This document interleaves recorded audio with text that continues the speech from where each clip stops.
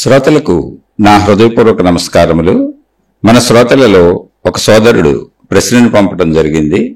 ఆ ప్రశ్న, ఇంద్రియముల ద్వారా గ్రహించిన విషయాలు ప్రాణశక్తిలో ప్రింట్ అవుతాయి అని మీరు ఒక శీర్షికలో చెప్పినారు. మరి గ్రహించిన విషయాలు బ్రెయిన్లో నిక్షిప్తం అవవా? మరి మన శరీరములో బ్రెయిన్ పాత్ర ఏమిటి, వివరింపగలరు? వీరే మరలా ఇదే ప్రశ్నను ఇంకొకసారి పంపారు. ఇంకొక రోజు శరీర పనితీరు అనే శీర్షికలో ఇంద్రియాల ద్వారా గ్రహించినవి బ్రెయిన్లో ఉంటాయని, అనగా బ్రెయిన్లో ఉండే సెల్స్లో, కణములలో, మెదడులో ఉండే కణములలో నిక్షిప్తమవుతాయని చెప్పినారు. మరొక శీర్షికలో ఇంద్రియాల ద్వారా గ్రహించినవి ప్రాణశక్తిలో ఉంటాయని, ప్రింట్ అవుతాయని చెప్పారు. ఇది కొంచెం సవివరముగా తెలియజేయగలరు? అంటే వీరికి వచ్చినటువంటి సందేహం ఏంటంటే, మనం తెలుసుకునే విషయాలన్నీ బ్రెయిన్లో ఉన్నటువంటి, అంటే మన తలలో ఉన్నటువంటి మెదడులో లక్షల కోట్ల కణములు ఉంటాయి. ఆ కణములలో నిక్షిప్తమవుతాయి అనేది మనకు మామూలుగా సైంటిఫిక్గా చెబుతుంది. మామూలుగా శీర్షికల్లో చెప్పినప్పుడు, ఆత్మజ్ఞాన సంబంధిత విషయాలు వచ్చి చెప్పినప్పుడు, మన ప్రాణశక్తిలో అన్నీ నిక్షిప్తమవుతున్నాయి, ప్రాణశక్తిలో ప్రింట్ అవుతున్నాయి. అలా ప్రింట్ అయినటువంటి విషయాలు మనసుగా ఉండి మనను నడిపిస్తూ, శరీరం శిథిలమైపోయినా సరే, అంటే శరీరం మరణించినా సరే, మనసు ఉండటం వలన, అంటే మనసు అనేది శక్తి స్వరూపం, ప్రాణశక్తిలో ప్రింట్ అయిన విషయాలే. ప్రాణశక్తికి నశింపు లేదు, శక్తికి నశింపు లేదు. కాబట్టి మనసుకు నశింపు లేదు. మనసు అంటే మనం శరీరము ద్వారా ప్రపంచం నుండి గ్రహించినటువంటి మొత్తం విషయాలు, మనం పుట్టిన దగ్గర నుంచి మరణించే వరకు ఏవైనా సరే గ్రహించిన విషయాలన్నీ మనసుగా ఉన్నాయి. శరీరం మరణించినప్పుడు శరీరం శిథిలమైపోయింది.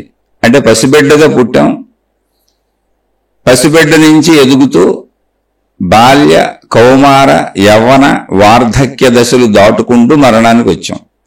ఈ ప్రాసెస్ సక్రమంగా జరిగితే, మధ్యలో ఎటువంటి ఇబ్బందులు, యాక్సిడెంట్లు లాంటివి, పెద్ద పెద్ద అనారోగ్య సమస్యలు లాంటివో లేకపోతే యాక్సిడెంట్లు లాంటివో జరగకుండా సాఫీగా సాగితే మనిషి సుమారుగా 80-90 ఏళ్ళు ఇప్పటి జీవనకాల పరిస్థితుల ప్రకారం చక్కగా బతుకుతాడు. 90-80 మరణించవచ్చు.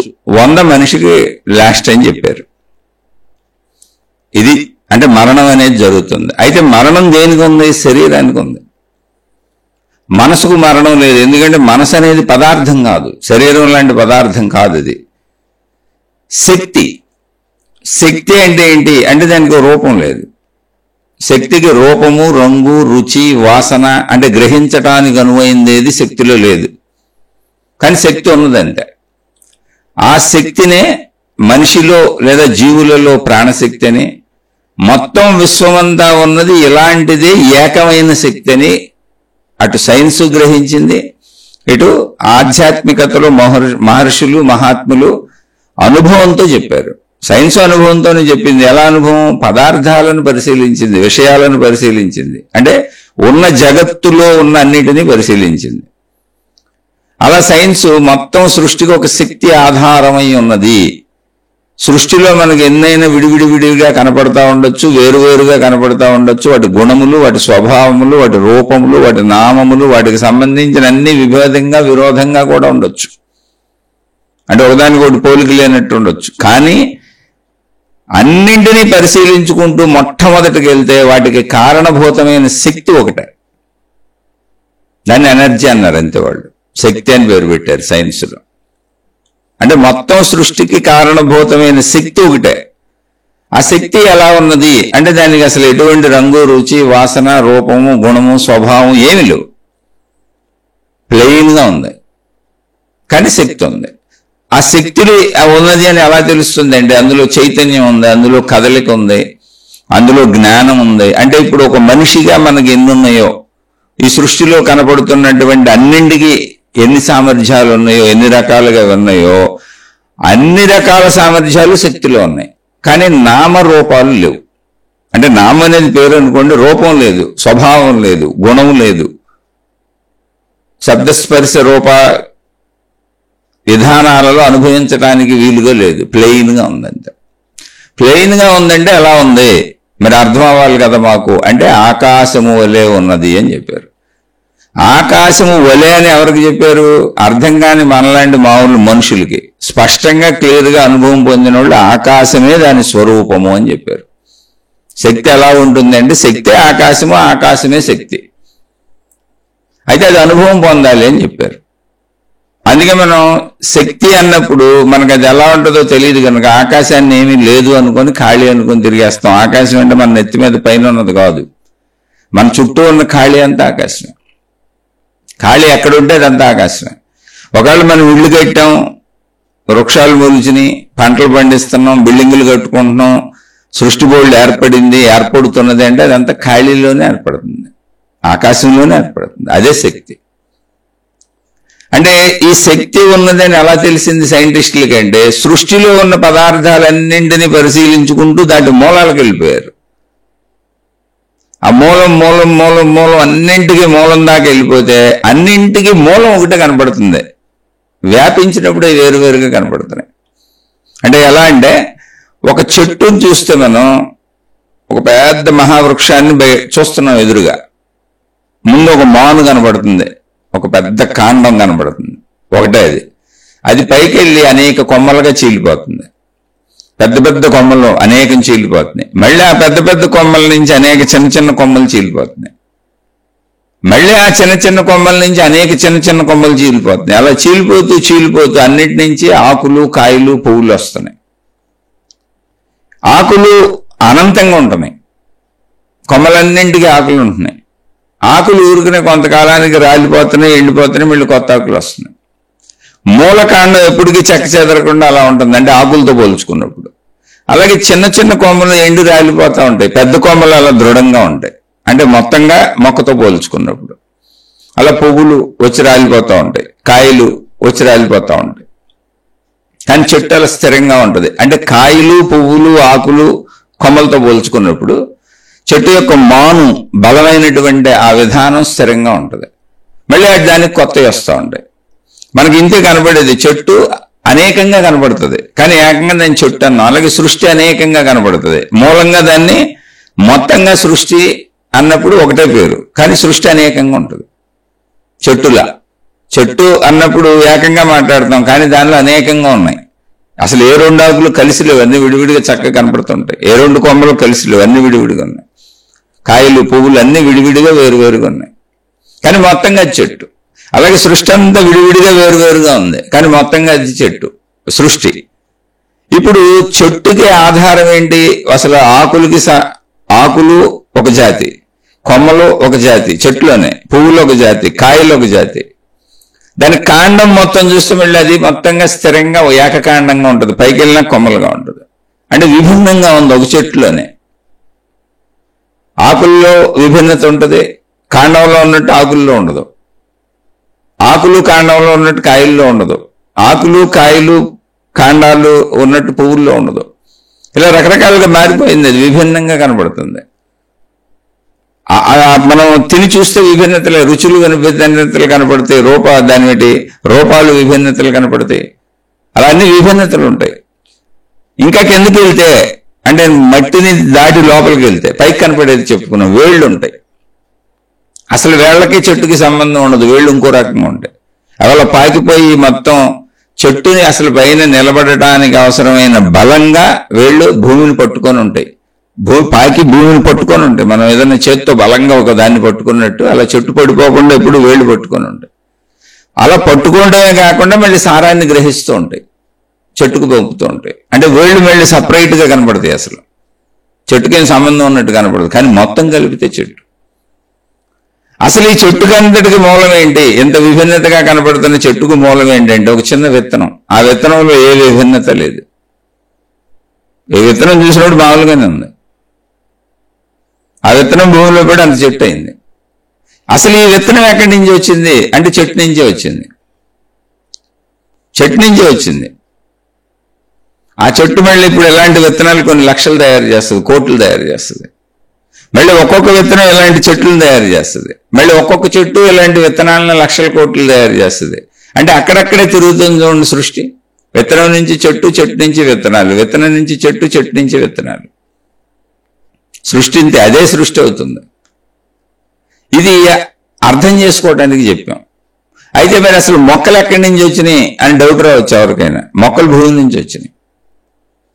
భూమిలో ఉన్నటువంటి సారం మొక్కలుగా బయటకు వస్తుంది. అందుకే డిఫరెంట్ మొక్కలు వచ్చినాయి.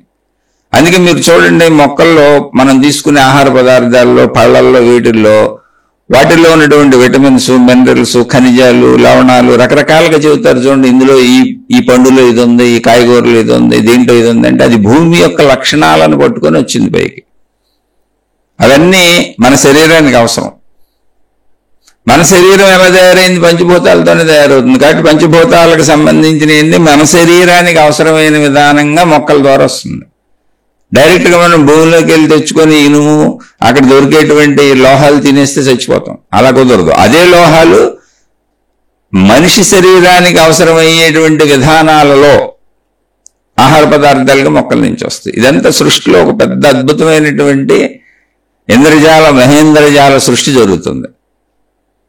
అంతే, అది శక్తి యొక్క లక్షణం అంతే. ఇదంతా ఏంటంటే ఏమి లేదు, మన కోరికనాలు అనిపిస్తుంది తప్ప మొత్తం శక్తి. ఇది ఎంత శక్తిలో అలా జరుగుతుంది. వృక్షానికి, వృక్ష జాతులకి విత్తనం ఎలా ఆధారం అంటే విత్తనం చెట్టు అవ్వటం, చెట్టు విత్తనాలను తయారు చేయటం అనేది సృష్టిలో రౌండ్గా సాగుతున్నట్టు కనపడుతుంది చూడండి. అలాగే మొత్తం సృష్టిని పరిశీలించుకుంటూ వచ్చారు. ఇదేంటి పరిశీలించినప్పుడు అసలు మళ్ళీ ఇలా మొదట పరిశీలించుకుంటూ వెళ్ళిపోతే సైన్స్కి ఆధారంగా దొరికింది ఒక శక్తి. ఆ శక్తి ఫామ్ ఏంటి అన్నప్పుడు వాళ్ళు చెప్పారు ఆ శక్తికి అసలు ఎటువంటి ఫాము లేదని. కానీ శక్తి ఉంది అక్కడ. అది రూపాలు ధరించినప్పుడు మనం సృష్టిగా చూస్తున్నాం అంతే అని సైంటిస్టులు చెప్పింది అదే. దాన్నే మహర్షులు, మహాత్ములు ఆధ్యాత్మిక మార్గంలో చెప్పారు. అంటే సైంటిస్టులు అనేది ఈ మధ్య వచ్చిన పదం. బహుశా పూర్వకాలంలో ఋషులు, మునులు, యోగులు, తపస్సంపన్నులే సైంటిస్టులు అయి ఉండొచ్చు. ఎందుకంటే పూర్వపు గ్రంథాల్లో ఇప్పుడు సైన్స్కి సంబంధించి ఇప్పుడు మన భౌగోళిక పరిస్థితుల్లో ఎన్నెన్ని రకాల విద్యలు చెప్పుకుంటున్నాం అన్నీ వెనకటి తరాల్లో కనపడతాయి. అయితే వాళ్ళు ఋషులు, మునులు, యోగులు అనే పేర్లతో చెప్పబడినాయి. అందుకని అదేదో ఆధ్యాత్మికత అనుకుంటున్నాం. బహుశా వాళ్ళని అప్పుడు అలా పిలిచి ఉండొచ్చు ఆ సైంటిస్టులని. ఇప్పుడు సైంటిస్టులు పూర్తిగా భౌతికం మీదే పరిశోధన చేస్తూ ఉండొచ్చు. కానీ అప్పుడు వాళ్ళు భౌతికము, ఆధ్యాత్మికము రెండు కలిపి పరిశోధనలు చేశారు. అంటే భౌతికం అంటే ప్రపంచిక విషయాలు, మన శరీరము అంటే భౌతికం అంటే కనపడేన్ని, అలాగే కనపడని అంటే మన శరీర అంతర్గత విషయాలు, అలాగే సృష్టిలో కనపడని అంటే దానికి సృష్టికి సంబంధించిన అంతర్గత విషయాలు. వీటిని ఆధ్యాత్మికతలో ఎలా కనుగొన్నారు అన్నప్పుడు మనిషి తనలోకి తాను వెళ్ళి కనుక్కున్నాడు. చాలా స్పష్టంగా అది ఋషులు, యోగులు, మునులే చెప్పారు. దానికి ఆత్మజ్ఞానము అని వాళ్ళే పేరు పెట్టారు. వాళ్ళు పెట్టిన పేరు అది ఆత్మజ్ఞానం అని. ఆత్మ అన్నప్పుడు దేన్ని అన్నారు వాళ్ళంటే, దేనిని సైంటిస్టులు శక్తి అన్నారో దానినే మహాత్ములు శక్తి, ఆత్మ, బ్రహ్మము మూడు పేర్లతో పిలిచారు. అంటే పాత గ్రంథాల్లో అలా వస్తుంది. అదే ఆత్మశక్తి, అదే బ్రహ్మము, అదే విశ్వశక్తి, అదే ప్రకృతి శక్తి, మొత్తంగా అదే శక్తి. దాన్నే మనం మనిషిలో, జీవుల్లో చెప్పినప్పుడు అంటే పరిమిత భావనలో ఉన్న జీవికి చెప్పాల్సి వచ్చినప్పుడు ప్రాణశక్తి నీ లోపల ఉందంటున్నాం అంతే. ఎందుకంటే శరీరం నేనని అనుకుంటున్నాం కనుక.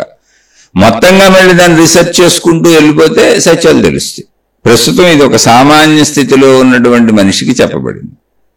ఇప్పుడు ప్రశ్నలో కన్ఫ్యూజనల్ భాగం ఏంటి అంటే, ఇంతకు ముందు ఏవో శీర్షికలు చెప్పినప్పుడు మన శరీరంలో బ్రెయిన్ అంటే మెదడు అనేది ఒకటి ఉంది. మెదడులో అనేక రకాల అంటే అనేక లక్షల కోట్ల కణాలు ఉంటాయి. మనం చూసినవి, గ్రహించినవి అన్నీ కూడా అందులో నిక్షిప్తం అవుతాయి ఆ కణజాలంలో.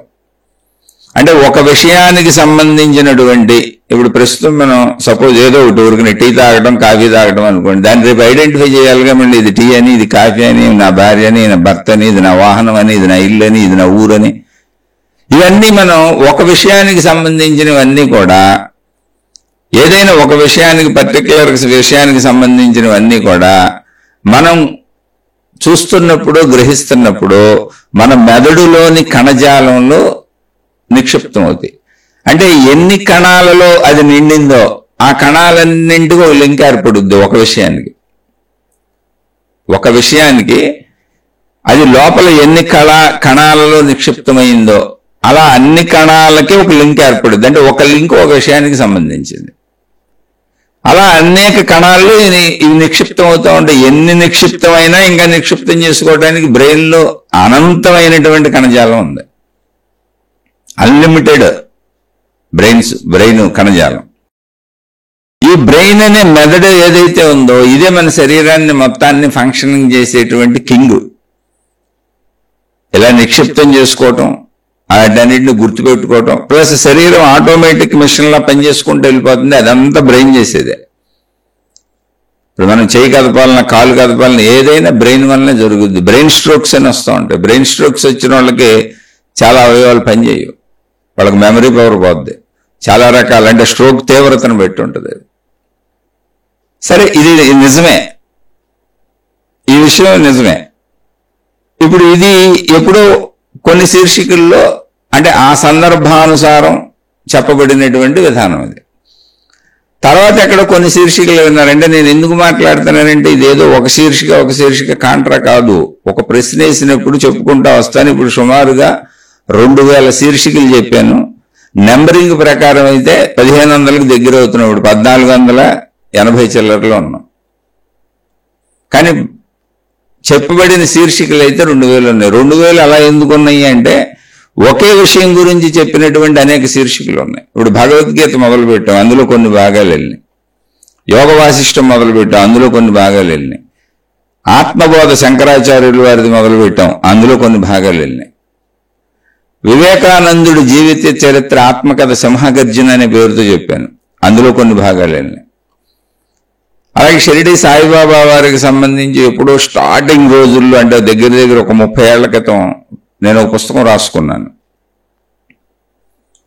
ఆ పుస్తకం ఉంది, అందులో కొన్ని భాగాలు వెళ్ళినాయి. అంటే ఒకే పేరుతో వెళ్ళినటువంటి భాగాలు సుమారుగా 500 పైన ఉన్నాయి. అంటే ఈ పుస్తక పేరులతో ఇంకా కొన్ని పుస్తకాలు ఉన్నాయి, నేను వాటి పేర్లన్నీ చెప్పలేదు. అష్టావక్ర గీత ఒకటి నడుస్తుంది, దాని భాగాలు ఉన్నాయి. అలా ఇవన్నీ వీలున్నప్పుడు పూర్తి చేసుకుంటూ వస్తాను. అయితే ముందు నా ప్రిఫరెన్స్ ఏంటి అంటే, ఇవన్నీ నేను చెప్పినా చెప్పకపోయినా ఎంతో మంది మహాత్ములు వాటి మీద వివరణలు ఇచ్చారు, ఇస్తున్నారు, చెబుతున్నారు ఆల్రెడీ. ఇప్పుడు నేను చెప్పిన పుస్తకాల పేర్లు ఏమున్నాయో అటువంటి గ్రంథాలు కొన్ని లక్షలు ఉన్నాయి. వీటన్నింటికి కొన్ని లక్షల వ్యాఖ్యానాలు ఆల్రెడీ మహాత్ములు చేశారు, చెప్పారు, బుక్స్ రచించారు, ప్రింట్ చేశారు, ఇప్పటికీ చెబుతానే ఉన్నారు. అందుకని నేను కూడా ఆత్మజ్ఞాన సంబంధిత విషయాలకు సంబంధించి చెప్పాలి. అది ఆధ్యాత్మిక చదువు కానీ అప్పుడప్పుడు వాటిని టచ్ చేసి చదువుదామని ప్రయత్నించాను. అయితే ప్రశ్నలు అడిగే వాళ్ళు ఎక్కువ ఉన్నారు. ప్రశ్నలు అడిగే వాళ్ళకి సంబంధించినటువంటి ఆ డౌట్ని క్లియర్ చేస్తే వాళ్ళు ముందుకెళ్ళిపోతారు. అందుకని ఎక్కువ ప్రశ్నలకు ఇంపార్టెన్స్ ఇచ్చుకుంటూ వెళ్తున్నాను. అది కూడా ఆత్మజ్ఞాన సంబంధిత ఆధ్యాత్మిక చదువులో భాగంగా. ఇప్పుడు ఈ గ్రంథాలే అయితే బోల్డ్ మంది మహాత్ములు, నాకంటే చాలా బాగా చాలా చక్కగా చెప్పగలిగినటువంటి మహాత్ములు, చాలా బాగా చెప్పిన మహాత్ములు ఎంతో మంది ఉన్నారు, ఎన్నో రకాలుగా చెప్పారు. నేను కూడా ఆధ్యాత్మిక చదువులో భాగంగా వాటి మీద గౌరవంతో టచ్ చేస్తున్నాను తప్ప నేను చెప్పినా చెప్పకపోయినా ఆల్రెడీ చెప్పినవే ఉన్నాయి. అక్కడ కావలసిన వాళ్ళు వాటిని వినొచ్చు. 1 కాదు 2 కాదు, 100 వేలల్లో ఉన్నాయి. ఎవరికి ఏ భాషలో కావాలంటే ఆ భాషలో ఉన్నాయి. అనేక మంది మహాత్ములు చెప్పారు, స్టిల్ ఇప్పటికీ చెబుతానే ఉన్నారు, భవిష్యత్తులో కూడా చెబుతారు. ఎందుకంటే ఆ జ్ఞాన సంపద నశించేది కాదు, ఎప్పుడో పూర్వీకులు అందించేశారు, దాన్ని కంటిన్యూ పట్టుకెళ్ళిపోతున్నారు. నేను కూడా దాంట్లో కొనసాగుతాను, ఆత్మజ్ఞాన సంబంధిత విషయాలతో కొనసాగుతాను. కాకపోతే నేను ప్రశ్నలకి ఎక్కువ ఇంపార్టెన్స్ ఇస్తాను. కారణం ఏంటంటే, ఒక సందేహం వచ్చిన వ్యక్తికి ఇప్పుడు ఈ సందేహం తీరిగిపోతే ఒక అడుగు ముందుకేసి ప్రయాణం చేస్తాడు. అందుకే దీనికి ఆధ్యాత్మిక చదువు అని పేరు పెట్టాను.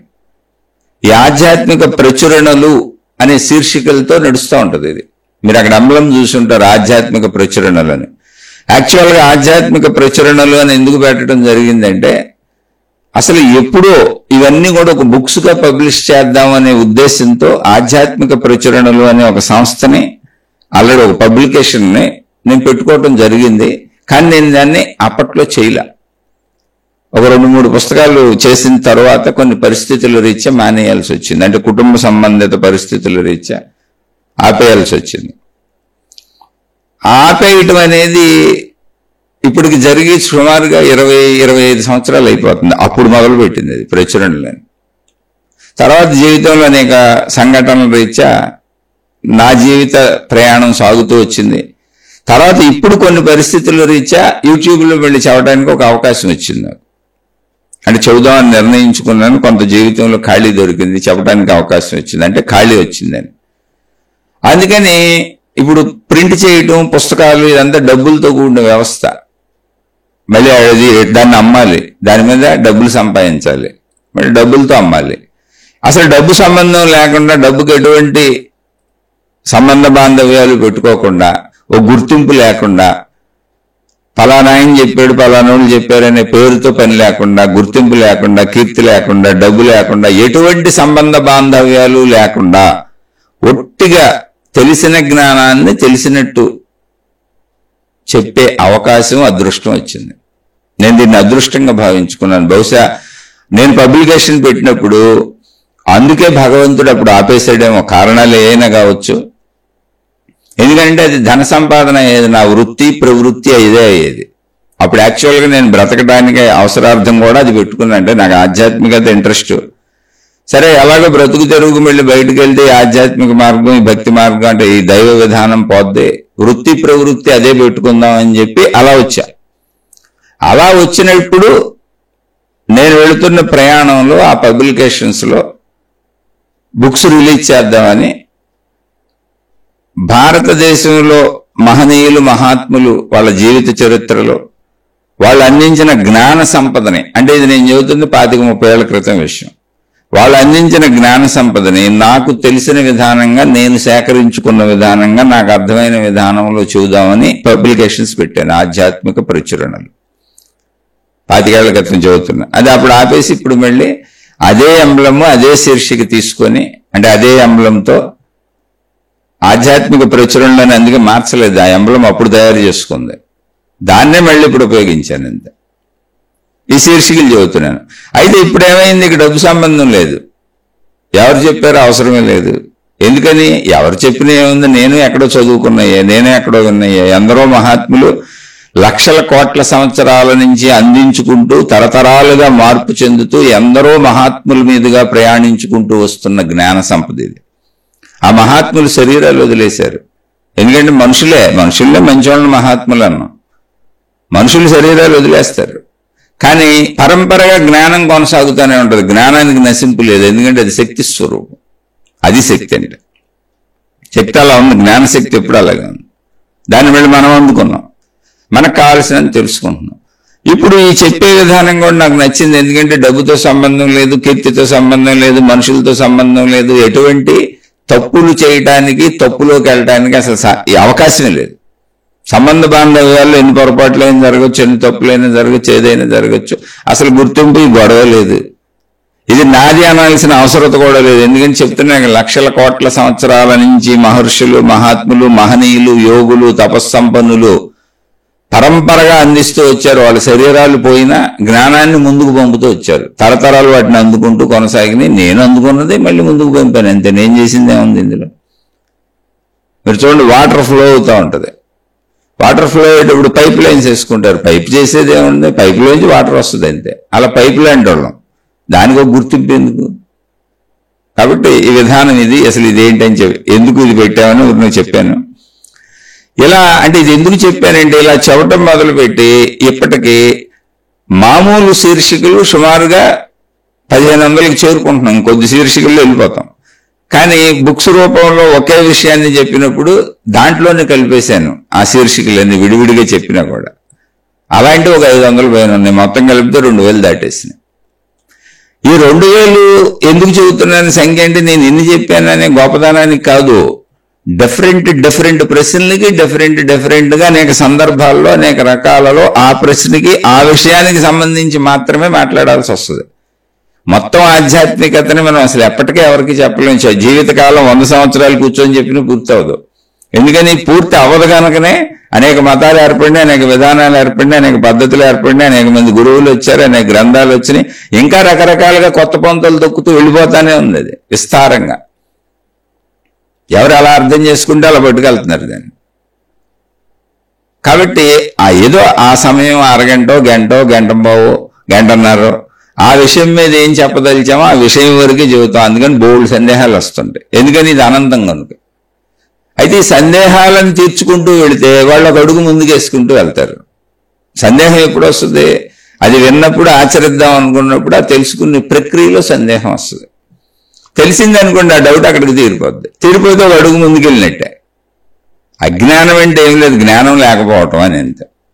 జ్ఞానం అంటే ఏం లేదు, తెలియటం అంతే. చాలా సింపుల్ అక్కడ, అంతకంటే ఇంకేం లేదు అక్కడ. అందుకని ఆ తెలియటం అనేది ఏంటి అంటే తెలుసుకుంటే అయిపోద్ది. అందుకని నాకు తెలిసినంత వరకు చెప్పే ప్రయత్నం చేస్తున్నాను. ఇప్పుడు ఇదంతా క్లారిఫికేషన్ ఎందుకు ఇచ్చానంటే, ఒక శీర్షికలో అలా చెప్పి ఇంకొక శీర్షికలో ఒక శీర్షిక కాదు అనేక శీర్షికల్లో చెప్పాను. ఆత్మజ్ఞానానికి సంబంధించిన విషయాలు ఎక్కువ మాట్లాడతాను నేను. దానికి ఉదాహరణలుగా ఎవరినన్నా కోట్ చేయొచ్చు అన్న సంఘటనలు చెప్పొచ్చు. ఆధ్యాత్మిక చదువు అంటే కేవలం మన స్వీయ చదువు, మన అంతరంగ చదువు, మన శరీర చదువు, మనకు సంబంధించిన సంపూర్ణ చదువు. అదే ఆత్మజ్ఞాన చదువు, అంతే ఏం లేదు. ఇది వ్యక్తిగతం, మనదే, మన గూర్చింది. ప్రతి మనిషి తనకు వ్యక్తిగతం అంతే ఆ చదువు. అయితే ఇక్కడ ఇది చెబుతున్నప్పుడు అసలు మూలమైనటువంటి ప్రాణశక్తులు ఇవన్నీ నిక్షిప్తం అవుతున్నాయని చాలా శీర్షికల్లో చెప్పాను, అనేక శీర్షికల్లో చెప్పాను. ఇప్పుడు ఏమైంది? కాంట్రా అయింది నేను చెప్పిందే. వారికి అదేంటి మెదడు ఉందన్నారు, మెదడులో కణాల్లో నిక్షిప్తం అవుతున్నాయి అన్నారు. ఇప్పుడేమో మళ్ళీ ప్రాణశక్తి ఉంది, ప్రాణశక్తిలో నిక్షిప్తం అవుతుంది అంటున్నారు. ఈ కన్ఫ్యూజన్ ఏంటని. ప్రాణశక్తిలో నిక్షిప్తం అవుతుంది, ఇందులో కన్ఫ్యూజన్ ఏమీ లేదు. మెదడులో నిక్షిప్తం అవుతుంది, అందులోనూ కన్ఫ్యూజన్ ఏమీ లేదు. ఇప్పుడు ఇది అర్థం చేసుకునే ప్రయత్నం చేద్దాం.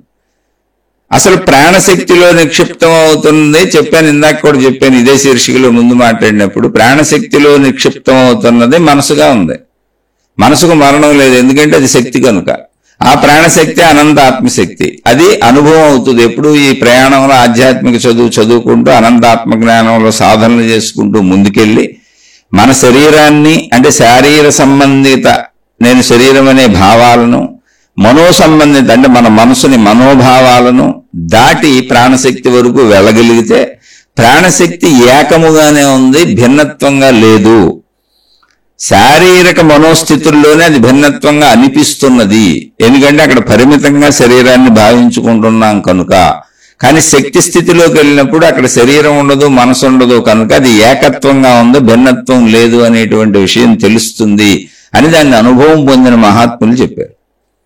దానికప్పుడు ఆత్మశక్తి అని పేరు పెట్టారు. అదే ఆత్మశక్తి, అదే బ్రహ్మము, అదే విశ్వశక్తి, అదే ప్రకృతి శక్తి, అదే ప్రాణశక్తి. అంటే దీన్ని కొంచెం క్రిస్టల్ క్లియర్గా స్లోగా స్టడీగా నిదానంగా చక్కగా అర్థం చేసుకుంటూ వెళ్ళాలి. ఎక్కడ అర్థం అవ్వకపోయినా ఇలా మీరు ప్రశ్నలు అడగండి, మీరు చెప్పగలిగితే చెబుతాను, నాకు తెలిస్తే తప్పకుండా చెబుతాను. ఎందుకనంటే ఇది ఆధ్యాత్మిక చదువు, ఇది కాలక్షేపం కాదు, ఒక సినిమా కాదు, ఎంటర్టైన్మెంట్ కాదు. ఇది తెలిస్తే అసలు జీవితమే తరించిపోద్ది. ఇప్పుడు బ్రతకటానికి, ఈ ప్రపంచంలో బ్రతకటానికి ధనం ఎంత అవసరమో అంటే శరీరపరంగా మనోపరంగా. ఇప్పుడు బతికొండాలంటే ధనం కావాలి, ధనం లేకుండా బతికొండడం కుదరదు ఇక్కడ ఎవరికైనా. ధనంతో వస్తువులు వస్తాయి, అన్ని సమకూరుతాయి.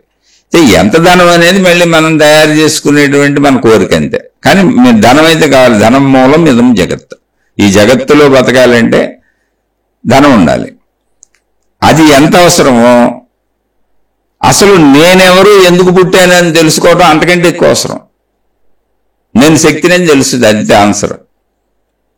అంటే ఒక మాటలో చెప్పాలంటే భౌతిక ప్రపంచంలో శరీరం నిలబడడానికి ధనం ఎంత అవసరమో ఆధ్యాత్మిక ప్రపంచంలో బ్రతికుండగానే నేను శక్తిని అని తెలుసుకోవాలి అనేది ధనం కంటే 100 రెట్లు 1000 రెట్లు 1,00,000 రెట్లు అవసరం. లేకపోతే ఏమవుతుంది? ఏమీ అవదు, శరీరం నశించిపోద్ది. శరీరానికి శిథిలత్వం తప్ప దానికి ఎక్స్పైరీ డేట్ ఉంది.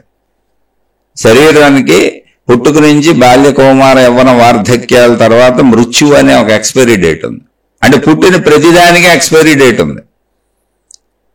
మనసుకు ఎక్స్పైరీ డేట్ లేదు, శరీరానికి ఎక్స్పైరీ డేట్ ఉంది, శక్తికి ఎక్స్పైరీ డేట్ లేదు. మనసుకు ఎందుకు లేదంటే మనసు ప్రాణశక్తిలో ప్రింట్ అయిన విషయాలు కాబట్టి, దానికి రూపం, రంగు, రుచి, వాసన లేవు కాబట్టి, అది ఆకాశ స్వరూపంగా ఉండే శక్తి కాబట్టి, జస్ట్ ఓన్లీ అందులో జ్ఞాపకాలుగా గుర్తులుగా ప్రింట్ అయినాయి అంతే కాబట్టి, మనసుకు నశింపు లేదు కాబట్టి, ఆ మనసులో ఉన్నది కేవలము ప్రపంచ శరీర పరిమిత భావాలే కాబట్టి, నేను మనిషిని అనేటువంటి భావం ఉండి, ఆ భావంతో మళ్ళీ నేను అనుభవించాలని ఇంకో శరీరం తీసుకుంటాము, అదే జన్మలెత్తటము అనేటువంటి సిద్ధాంతాన్ని మహాత్ములు ప్రతిపాదించారు. అది అవును, నిజమే అని నేను నమ్మాను. అసలు జన్మలు లేవని నమ్మిన మతాలు బోల్డ్ ఉన్నాయి.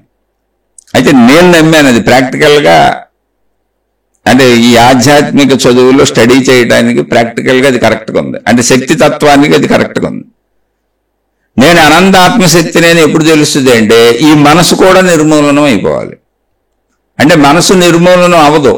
ఎందుకని? నిర్మూలించడానికి అందులో ఏమి లేదు. శరీరం శిథిలం అవుతుంది. శిథిలం అవడానికి మనసులో ఏమి లేదు. అది ఓన్లీ శక్తి. అందులో ఉన్న జ్ఞాపకాలు నీడలు లాంటివి. మనిషి ఉంటే నీడపడుద్ది, మనిషి ఉండి వెలుగుంటే నీడపడుతుంది. నీడనేం చేస్తావు? నీడేమీ చేయదు. అసలు నీడ అక్కడ లేనట్టు లెక్క.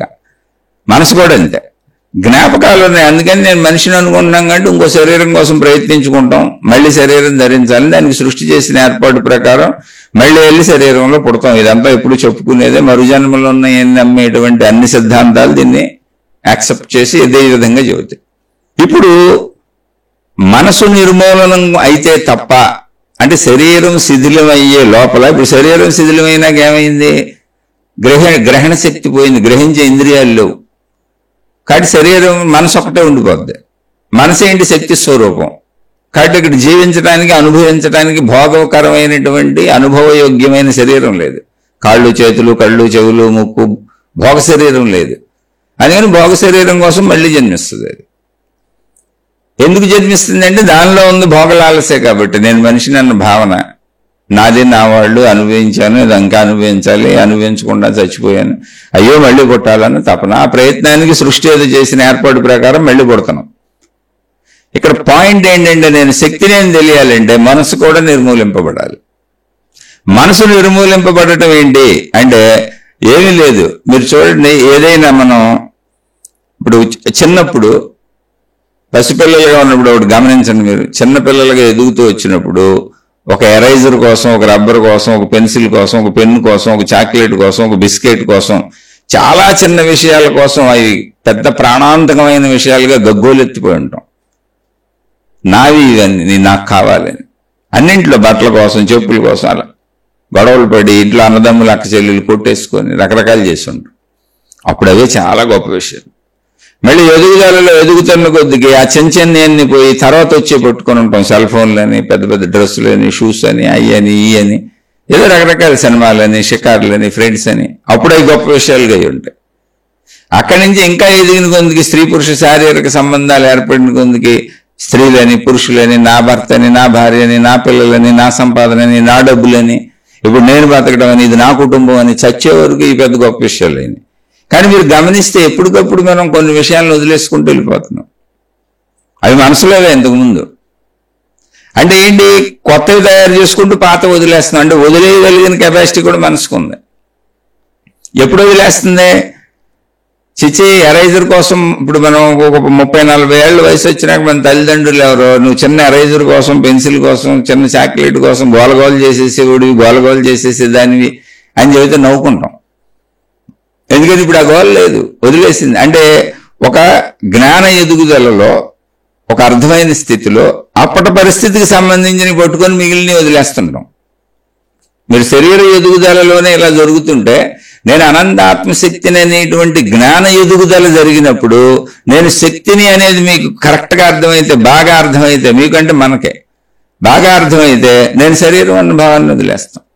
నేను శరీరం అన్న భావాన్ని ఎప్పుడు వదిలేస్తామో నేను మనసు అన్న భావం ఆటోమేటిక్గా పోద్ది. ఎందుకంటే శక్తికి శరీరంతో సంబంధం ఉంటేనే మనసు ఉంటుంది అక్కడ. ఎందుకంటే మనసులో ఉన్నాయన్నీ శరీర సంబంధిత, శరీరం అనుభవించిన ప్రాపంచిక విషయాలు. ఎప్పుడైతే నేను శరీరం కాదు శక్తిని అనే అనుభవాన్ని పొందామో ఆటోమేటిక్గా నేను శరీరం అనే భావన పోద్ది. అంతే సింపుల్. అది ఇప్పుడు నేను చిన్నపిల్లోడిని కాదు, పెద్ద అవుతున్నాను అన్నప్పుడు పెన్సిల్ గురించి, ఎరైజర్ గురించి, చాక్లెట్ గురించి, బిస్కెట్ గురించి గొడవ చేయడం నాకే హాస్యాస్పదంగా ఉంది. అయితే అప్పుడు ఆ ఎదుగుదలలో మళ్ళీ ఏదో గొడవ చేస్తాను, షూస్ అనో, బట్టలనో, చెప్పులు రకరకాలనో, లేదా ఏదో సెల్ ఫోన్లనో అయ్యానో మొత్తానికి ఎప్పుడు ఏదో ఒకటి పట్టుకెళ్ళాడతాను. ఇంకా బాగా పెద్ద అయినా కుటుంబ వ్యవస్థను పట్టుకెళ్ళాడుతున్నాను, అది చచ్చిపోయే వరకు పెట్టుకున్నాను. మరణం దాంతో వస్తుంది అంతే. నా కొడుకు, నా కూతురు, నా పిల్లలు, నా మనవాళ్ళు, నా మనవరాళ్ళు, నా ఆస్తులు, వీటిని జాగ్రత్త పెట్టుకోవాలి, నా శరీరం, నేను అలా చనిపోతాను. కానీ మీరు గమనిస్తే వదలటం అనేది మనసులో ఉన్నది. అందుకు ఇదంతా చెప్పాను. చిన్నతనం నుంచి అన్ని మనసుగానే ఏర్పడినా కొన్నిటిని వదిలేస్తూ ఎదుగుతున్న దశలో మళ్ళీ కొత్త వాటిని పట్టుకుంటూ వెళ్తున్నాం. అలాగే ఇప్పుడు ఆత్మజ్ఞానంలో శరీర భావన అనేది రియల్ కాదు, అంటే అబద్ధం కాదు, నిజమే. శరీరం లేకుండా అసలు నేను ఆత్మశక్తిని తెలుసుకునే అవకాశం కూడా లేదు. అందుకని శరీరాన్ని పాడు చేసుకోబాకండి, అశ్రద్ధ చూపబాకండి, మనసును అశ్రద్ధ చేయబాకండి, కుటుంబాన్ని అశ్రద్ధ చేయబాకండి, ధన సంపాదనలు అశ్రద్ధ చేయబాకండి. ఇది స్థిరంగా ఉంచుకుంటూ దీనికి ఆధారమైన ప్రాణశక్తి ఉన్నదని మనకు తెలుసు. ఎందుకంటే మనిషి చనిపోతే ప్రాణశక్తి లేదు అక్కడ. చాలా సింపుల్ ఇష్యూ అది. అసలు దీనికి పెద్ద అన్వేషణ కూడా అక్కర్లా. ఇది జగమెరిగిన సత్యం. అక్కడి నుంచే దీన్ని అన్వేషించారు అసలు వెనక్కి వచ్చి మహాత్ములు. చనిపోతే పోతుంది ఏంటి, చనిపోయినప్పుడు శరీరం పనికిరాపోవటం ఏంటి, నేను అనుకున్న శరీరం మొత్తం ఇక్కడే ఉంది కదా, కానీ చనిపోతే ఏమిటంటే ఇంకా శరీరం కుళ్ళిపోయి పాడైపోయి మనవాళ్ళు నిన్నటిదాకా మనవాళ్ళు అనుకున్న వాళ్ళు, ఆప్యాయంగా మనతో ఉంచుకున్న వాళ్ళు కుళ్ళిపోయి వాసన వస్తుంటే భరించలేక మనమే ముందు తీసుకెళ్లి కాల్ చేసి పూర్తి చేస్తున్నాం. అప్పుడు పోయింది ఏంటి, ప్రాణం. ఓహో, పై ప్రాణం ఉండగా తెలుసుకోవాలని ప్రయత్నించారు కొంతమంది, అంతా తెలుసుకొని మనకు చెప్పారు. ఇందులోనూ పెద్ద అద్భుతం ఏం లేదు. అయితే మనం ఈ వైపు చదువుకోవాలి. అసలు మనం అన్ని భౌతికపరమైన ధన సంపాదన చదువులు, భౌతిక ప్రపంచంలో ఎలా బతకాలనేవి నేర్చుకున్నాం చుట్టూ ఉన్న మనుషులను చూసి. ఈ ఆత్మజ్ఞాన చదువు అక్కడక్కడ కోట్లలో ఎవరో ఒకళ్ళిద్దరు తెలుసుకున్నారు. మనిషి ఉండగానే ప్రాణాన్ని తెలుసుకోవాలి, ప్రాణం పోయినా తెలుసుకోవడానికి ఛాన్స్ లేదు కదా. అప్పుడు అర్థమైంది శక్తి, ప్రాణశక్తి. ఆ ప్రాణశక్తి అనంత ఆత్మశక్తి. ఇది మనం రోజు మాట్లాడుకునే విషయమే. అయితే దీన్ని రోజు మనం అది అయ్యే వరకు మాట్లాడుకుంటూ ఉండాల్సింది. ఇదే ఆధ్యాత్మిక చదువు. ఇప్పుడు ప్రశ్నల్లో వీరికి వచ్చిన సందేహం ఏంటంటే, మళ్ళీ చదువుతున్నా ఎందుకు సందేహాలు వచ్చినాయి అన్నప్పుడు నేను చెప్పిందే కాంట్రాగా ఉంది అక్కడ. కాంట్రాగా ఉండడానికి కారణం ఏంటంటే, ఏ శీర్షికకి ఎంత అవసరం అంతే చెప్పగలను నేను. మొత్తం ఒక శీర్షికలో ఎవరు కుదరదు చెప్పడానికి.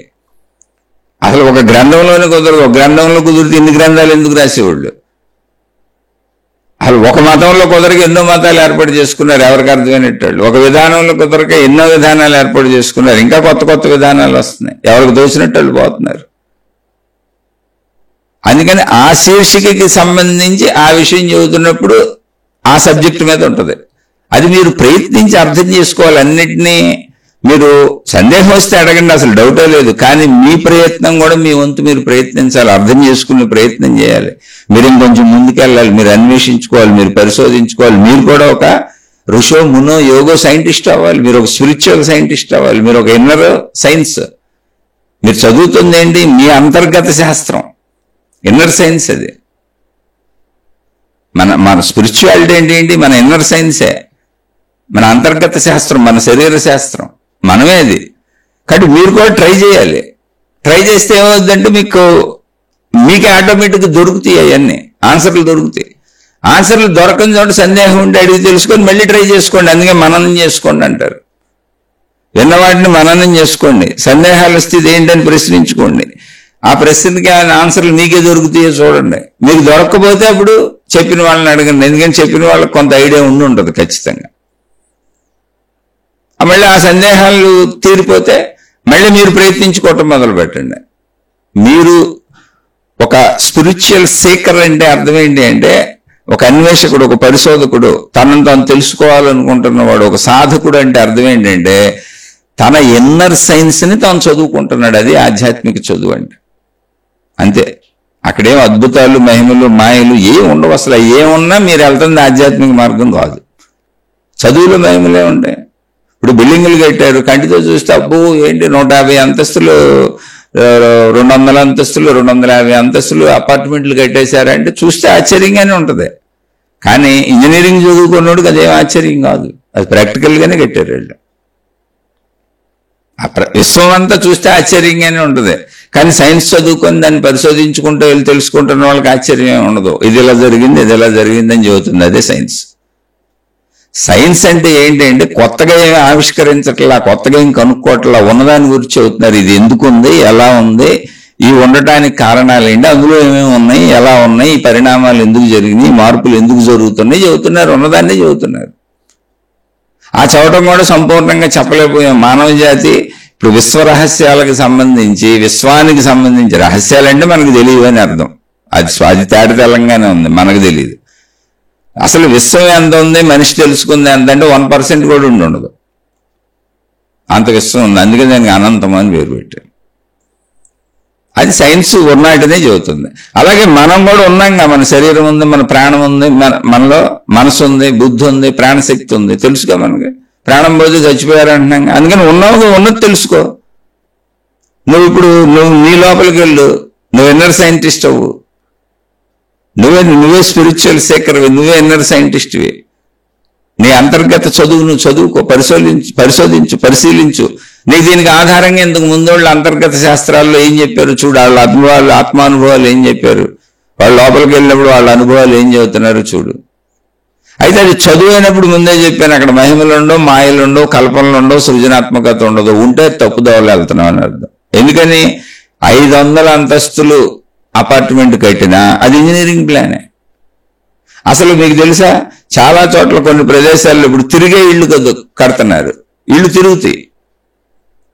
మనం ఏమనుకుంటున్నాం, ఇల్లు తిరగటం ఏంటి, ఇదేంటి ఇల్లు భూమిలో కట్టేస్తాం కదా, ఎలా తిరుగుద్ది, ఇళ్ళని తిప్పగలగం అనుకుంటాం. తిరిగే ఇళ్ళు కడుతున్నారు అపార్ట్మెంట్లు పైకి పెడితే. ఫేసింగ్ ఎటు కావాలంటే అటు తిప్పుకోవచ్చు, దానికి ఖర్చు అవుద్ది అంతే. నీటి అడుగున ఇళ్ళు కడుతున్నారు, నీళ్ళల్లో అడుగున, సముద్రాలు అడుగున, నీళ్ళల్లో అడుగున ఇళ్ళు కడుతున్నారు కొన్ని చోట్ల. అసలు ఎప్పటికైనా చంద్రుడి మీద ఇల్లు కడతామని చెబుతున్నారు. చంద్రుడి మీదకి వెళ్తాం, చంద్రుడి మీద అసలు మానవ నివాస యోగ్యంగా ఉండొచ్చు, ఇల్లు కడతామంటున్నాడు. ఇవన్నీ మనకి ఇప్పుడు ఊరికనే ఆశ్చర్యాలుగా అనిపించవచ్చు, కానీ అది చాలా సహజ విషయాలు. ఆ చదువుకుంటే తెలుస్తుంది. మనిషి చావు బతుకుల్లోకి వచ్చి ఇప్పుడు హార్ట్ అటాక్ వచ్చి పడిపోతాడు. హార్ట్ అటాక్ ఎవరికి వచ్చిందో వాడు తనని తాను సరి చేసుకోలేడు. అసలు తనకు హార్ట్ అటాక్ వచ్చిందని కూడా తెలియదు, తను శ్రోతకు పడిపోతాడు. ముందు నుంచి తెలిస్తే తనకు హార్ట్ అటాక్ తెచ్చుకోడు కదా. అదేంటి, తనకు తెలియదు, కానీ దాన్ని చదువుకున్నవాడు ఈ హార్ట్ అటాక్ని బాగు చేసి వాడిని బతికిస్తున్నాడు ఆపరేషన్ చేసి. అది అద్భుతమేం కాదు, చదువు అది. ఆయన చదువుకున్నాడు. డాక్టర్లు అందరూ చేసే పని లేదు, చదువు అది, ప్రాక్టికాలిటీ అది. అందులో అద్భుతాలు మహిమలు ఏం లేవు. అలాగే మీరు కూడా ఆధ్యాత్మిక చదువు, ఇన్నర్ సైన్సే ఆధ్యాత్మికత. అయితే అది మీకే తెలుస్తుంది, మళ్ళీ మీ ఇన్నర్ సైన్స్ నాకు తెలియదు. ఇక్కడ చిత్రమైన విషయం ఏంటంటే, ఎవరి ఇన్నర్ సైన్స్ వాళ్ళకే తెలుస్తుంది. అంటే ఎవరి అంతర్గతం వాళ్ళకే తెలుస్తుంది. నా భావాలు నాకు తెలుస్తాయి, నా ఆలోచనలు నాకు తెలుస్తాయి, నా గుణాలు నాకు తెలుస్తాయి, నా స్వభావం నాకు తెలుస్తుంది, నా భయాలు, ఆందోళనలు, సంతోషాలు, ఒత్తిళ్లు, కోరికలు అన్నీ నాకు తెలుస్తాయి. నా సర్వస్వం నాకు తెలుస్తుంది.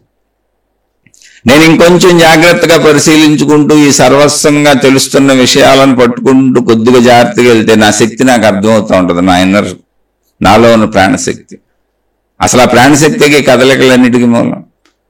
అలా నన్ను నేను లోపల ఎంత గాఢంగా, ఎంత లోతుగా, ఎంత డెప్త్గా, ఎంత పట్టుదలగా, ఎంత శ్రద్ధగా నన్ను నేను చూసుకుంటాను, అంత బాగా నాకు అర్థమవుతుంది అది. కానీ మనం అందరం బయట చూసుకుంటున్నాం, బయట శరీరాలను ముస్తాబు చేసుకుంటున్నాం. బయట శరీరానికి అన్ని రకరకాల ముస్తాబులు, ఆభరణాలు, అనేక రకాల వస్తువులు, విలాసాలు, దానికి అవసరమైనవి అవి కూడా అవసరమే. కానీ అవసరానికి మించి బయటకు వెళ్ళిపోయాం. ఎంత బయటకు వెళ్ళిపోయామంటే అసలు లోపల చూడాలని తాటుకోవడం మనకు పుట్టల. ఎంతవరకు పుట్టట్లేదు మనకు లోపల చూడాలని తాట అంటే చచ్చిపోయే వరకు పుట్టట్లేదు. అలా చచ్చిపోతే ఎన్ని జన్మలైనా ఎత్తుతున్నాం, కానీ నా లోపల చూసుకొని ఆ ప్రాణశక్తిని తెలుసుకోవాలని తాట అసలు మనకు పుడతల్లా. పుట్టిన మహాత్ములు ఎవరో చెప్పారు. ఆ తాటు పుట్టి దాన్ని కనుగొన్న వాళ్ళు చెప్పారు. వాళ్ళు దానికి పెట్టిన పేరు ఆత్మజ్ఞానము, అదే బ్రహ్మజ్ఞానము, అదే విశ్వజ్ఞానము, విశ్వశక్తి జ్ఞానము, అదే సృష్టి జ్ఞానము. దాన్నే దేవుడు అనే పేరుతో అర్థం కాని వాళ్ళకి కిందకి దింపుకొచ్చి చెప్పారు. దాని ఒరిజినాలిటీని కిందకి దింపుకొచ్చారు. అంటే దాన్ని మనుషులకు అర్థమయ్యేలా తర్జుమా చేశారు. అది రియాలిటీ కాదు, తర్జుమా చేయబడింది. ఇప్పుడు చూడండి, సంస్కృతంలో రియల్గా రాయబడినటువంటి గ్రంథాలన్నింటినీ అనేక భాషల్లోకి తర్జుమా చేశారు. రియల్ కాదు, తర్జుమా చేసిన ఆయన ఒపీనియన్ వస్తుంది అందులోకి. రియల్గా రాసిన ఆయన ఒపీనియన్ ఆ సంస్కృత భాషలో ఉంది. అలాగే రియల్గా అనంత ఆత్మశక్తి అనేది శక్తి స్వరూపం. దానికి రూపం, రంగు, రుచి, వాసన అసలు ఏమీ లేవు. కానీ దాని నుంచి అన్నీ ఉన్న సృష్టి తయారవుద్ది. అందుకని సృష్టిలా దేవుణ్ణి సృష్టించారు. సృష్టిలో ఉన్న జీవులకు అర్థమయ్యేటట్టు రూపము, రంగు, రుచి, వాసన అన్నీ మనుషులకు అర్థమవుతాయి కనుక అలా దేవుణ్ణి తర్జుమా చేశారు, శక్తిని దేవుడిగా. తర్జుమా చేయబడిన వ్యవస్థ తప్ప, అంటే సత్యాన్ని చేరుకోవడానికి తర్జుమా చేయబడిన వ్యవస్థే తప్ప ఇది పూర్ణ సత్యం కాదు. దీన్ని పట్టుకొని పూర్ణ సత్యానికి వెళ్ళాలి. వెళ్తారా వెళ్ళరా మీ ఇష్టమే. ఓన్లీ విషయం చెప్పాను, అక్కడ ఉన్న విషయం చెప్పాను. ఎవరైనా ఈ దైవ మార్గాల్లో వచ్చిన వాళ్ళు, నేను దేవుణ్ణి పూజించాను, ఆరాధించాను, ఇప్పటికి పూజిస్తాను, ఆరాధిస్తాను, అర్చిస్తాను, గురువులు అన్నీ నాకు అభిమానమే, నేను గ్రంథాలు చదివి వచ్చాను. కానీ సత్యం ఇది. సత్యాన్వేషణ ఎవరిలో వాళ్ళు చేసుకోవాలి. ఇప్పుడు మన సోదరుడు అడిగిన ప్రశ్న ఏంటంటే, మెదడులో నిక్షిప్తం అవుతాయి అని ఒకసారి చెప్పారు, శక్తిలో నిక్షిప్తం అవుతాయి, ప్రింట్ అవుతాయి అని ఇంకోసారి చెప్పారు. ఇంకోసారి కాదు, బోల్డ్ శీర్షికల్లో చెప్పాను ఇది. మెదడులో నిక్షిప్తం అవుతాయి అని చెప్పింది శరీర పనితీరు అనే శీర్షికని కూడా అని చెప్పారు. ఇక్కడే మనం కొద్దిగా అర్థం చేసుకోవాలి. శరీరము అనేది ఇప్పుడు కన్ను ఉంది, కన్ను చూస్తుంది, చెవి వింటది, ముక్కు వాసన చూస్తుంది, నాలుగు రుచి వస్తుంది. స్త్రీ పురుష శారీరక కలయికలకి ఇంద్రియాలు, జననేంద్రియాలు ఉన్నాయి, మర్మావయవాలు ఉన్నాయి, అవి సుఖాలను తెలుసుకుంటాయి. మొత్తం తల నుంచి కాళ్ళ వరకు శరీరం అంతా స్పర్శానందాన్ని పొందుతూ ఉంటుంది. హాయిగా స్పర్శ తెలుస్తుంది. అంటే శబ్ద, స్పర్శ, రూప, రస, గంధములు ఈ 5 రకాలుగా అనుభవిస్తూ ఉంటాం. ఇది అనుభవించేది శరీరం. ఇప్పుడు చనిపోయినప్పుడు ఏమైంది? శరీరం అంతా అక్కడే ఉంది. అంటే కళ్ళు, ముక్కు, చెవులు అనుభవించేవన్నీ అక్కడే ఉన్నాయి, ఎక్కడికి పోవాలి అసలు. మరి పోయిందేంటి? శక్తి. దాన్ని ప్రాణశక్తి అన్నాడు. అంటే ఇప్పుడు కన్ను ఉన్నప్పుడు, ఇప్పుడు కన్ను ఉంది, బతుకున్నప్పుడు మనిషి ఉన్నాడు, కన్ను ఉంది. ఇప్పుడు కన్ను చూస్తుందా, శక్తి చూస్తుందా? ఎందుకంటే చనిపోయినప్పుడు కన్ను అక్కడే ఉందిగా, మీరు శక్తి లేకపోతే చూడలేకపోతున్నాడుగా. చనిపోయినప్పుడు నోరు అక్కడే ఉందిగా, గొంతు అక్కడే ఉందిగా, మాట్లాడలేకపోతున్నాడుగా. చనిపోయినప్పుడు ఏదైతే నేను అనుకొని కన్ను చూస్తుంది, చెవి వింటుంది, నోరు మాట్లాడుతుంది, నాలుగు రుచి తెలుసుకుంటుంది, స్త్రీ పురుష శారీరక కలయికలు, జననేంద్రియాలు పనిచేస్తున్నాయి, చర్మం పనిచేస్తుంది, స్పర్శ తెలుస్తుంది, కాళ్ళ నుంచి తల వరకు నేనే, ఈ మాంస రూపాన్ని నేనే అనుకొని, ఈ మాంస రూపాన్ని అలంకరించుకొని, శృంగారించుకొని రకరకాలు చేసి దీన్ని ఎంత హాయిగా ఆనందంగా ఉంచుకున్నాం, అది అంతా అక్కడే ఉంది. అందులో ఒక వెంట్రుకు కూడా తగ్గల చనిపోతే. అంటే చావు నుంచి వెనక్కి వస్తే సత్యం అర్థమవుద్ది. చావు దాకా వెళ్ళిపోవాలి, ముందు వెళ్ళిపోయి దాన్ని చూసి వెనక్కి వస్తే అప్పుడు సత్యం అర్థం అన్నప్పుడు. శరీరం చనిపోయినప్పుడు మొత్తం అక్కడే ఉన్నాయి. ఈవెన్ ఇప్పుడు మెదడు, బ్రెయిన్ అని అడిగారు కదా, బ్రెయిన్ కూడా లోపల బ్రెయిన్ అలాగే ఉంటుంది. ఆ బ్రెయిన్ సెన్సిటివ్ బ్రెయినే మొత్తం శరీరాన్ని నడిపేది. శరీరానికి అన్ని రకాల ఆజ్ఞలు ఇచ్చేది బ్రెయినే. బ్రెయిన్ లేకపోతే మనిషికి అసలు పని చేయలేడు. బ్రెయిన్ నుంచి ఆదేశాలు అందకపోతే ఏ పని జరగదు.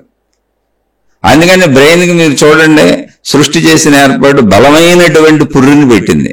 దాని లోపల చాలా సున్నితమైన అనేక కణజాలాలతో కూడిన, లక్షల కోట్ల కణజాలాలతో కూడినటువంటి బ్రెయిన్ ఉంటుంది. అన్ని కణాలే. దానికి ఎక్కడ దెబ్బ తగలకుండా అద్భుతమైనటువంటి బలమైనటువంటి పుర్రిని ఏర్పాటు చేసింది చూడండి సృష్టి. మళ్ళీ దానిపైన జుట్టుని ఏర్పాటు చేసింది దానికి సేఫ్టీగా ఉండటానికి. ఇంకా ఈ పుర్రుకు కూడా సేఫ్టీగా ఉండడానికి, అంటే ఎండకి ఎండ ఇవన్నీ బాగా తగలకుండా. మీరు చూడండి, బాగా ఎండల్లో తిరిగిన వాళ్ళు కలుతురు పడిపోతుంటారు. అందుకే చాలా మంది క్యాపులు పెట్టుకు తిరుగుతారు.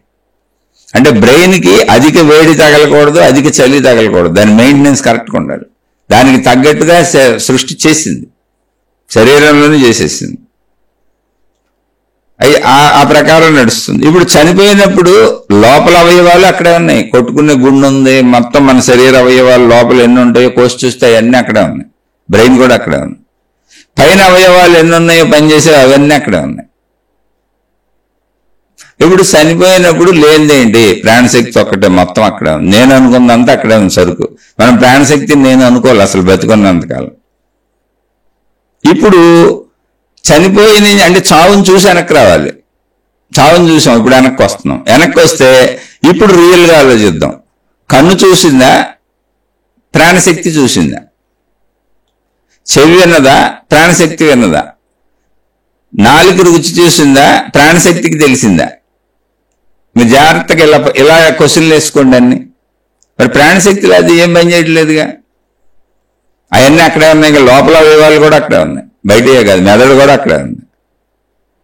అంటే ఇది ఎందుకు చెబుతున్నాడంటే శరీరాన్ని ప్రాణశక్తిని కలిపి డిఫరెన్సియేషన్లో ప్రశ్న వేశారు ఆయన. ఒకసారేమో శరీరం అని చెప్పారు, మెదడు గుర్తుపట్టుకుంటుందని చెప్పారు, ఇంకోసారేమో ప్రాణశక్తిలో నిక్షిప్తం అవుతున్నాయని చెప్పారు అని.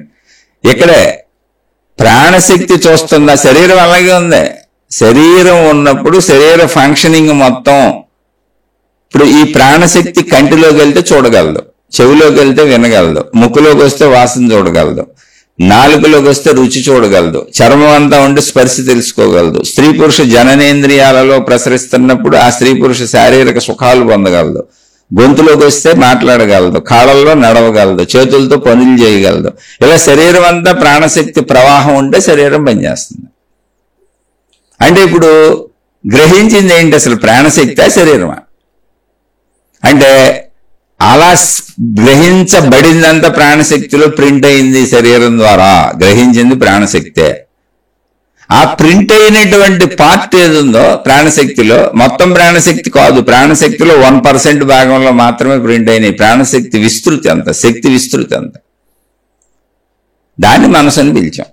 అంటే మనసు అనేది ఏంటి, ఇప్పుడు ప్రాణశక్తే, కానీ అందులో శరీరంతో ప్రపంచంతో కలయికలతో మనం చేసిన పనులు, గ్రహించిన విషయాలన్నీ ప్రింట్ అయింది. అది మనసు అని పిలిచాం. అంటే ఇప్పుడు మనసు ఎక్కడ ఉంది, ప్రాణశక్తిలో ఉంది. కానీ ఎలా ఉంది, మనసుగా ఉంది. మనసుగా ఉండటం అంటే ఏంటి, ఇప్పుడు మనసు ఉంది మనకంటే నా పేరు, నా ఊరు, నేను, అంటే నేను అనే ఒక ఎంటిటీ, నేను, నాది, నా వాళ్ళు, నాకు తెలిసినవి అనే నా ఎంటిటీ మనసు. అంటే అది నాకు సంబంధించింది, నా పరిమితి.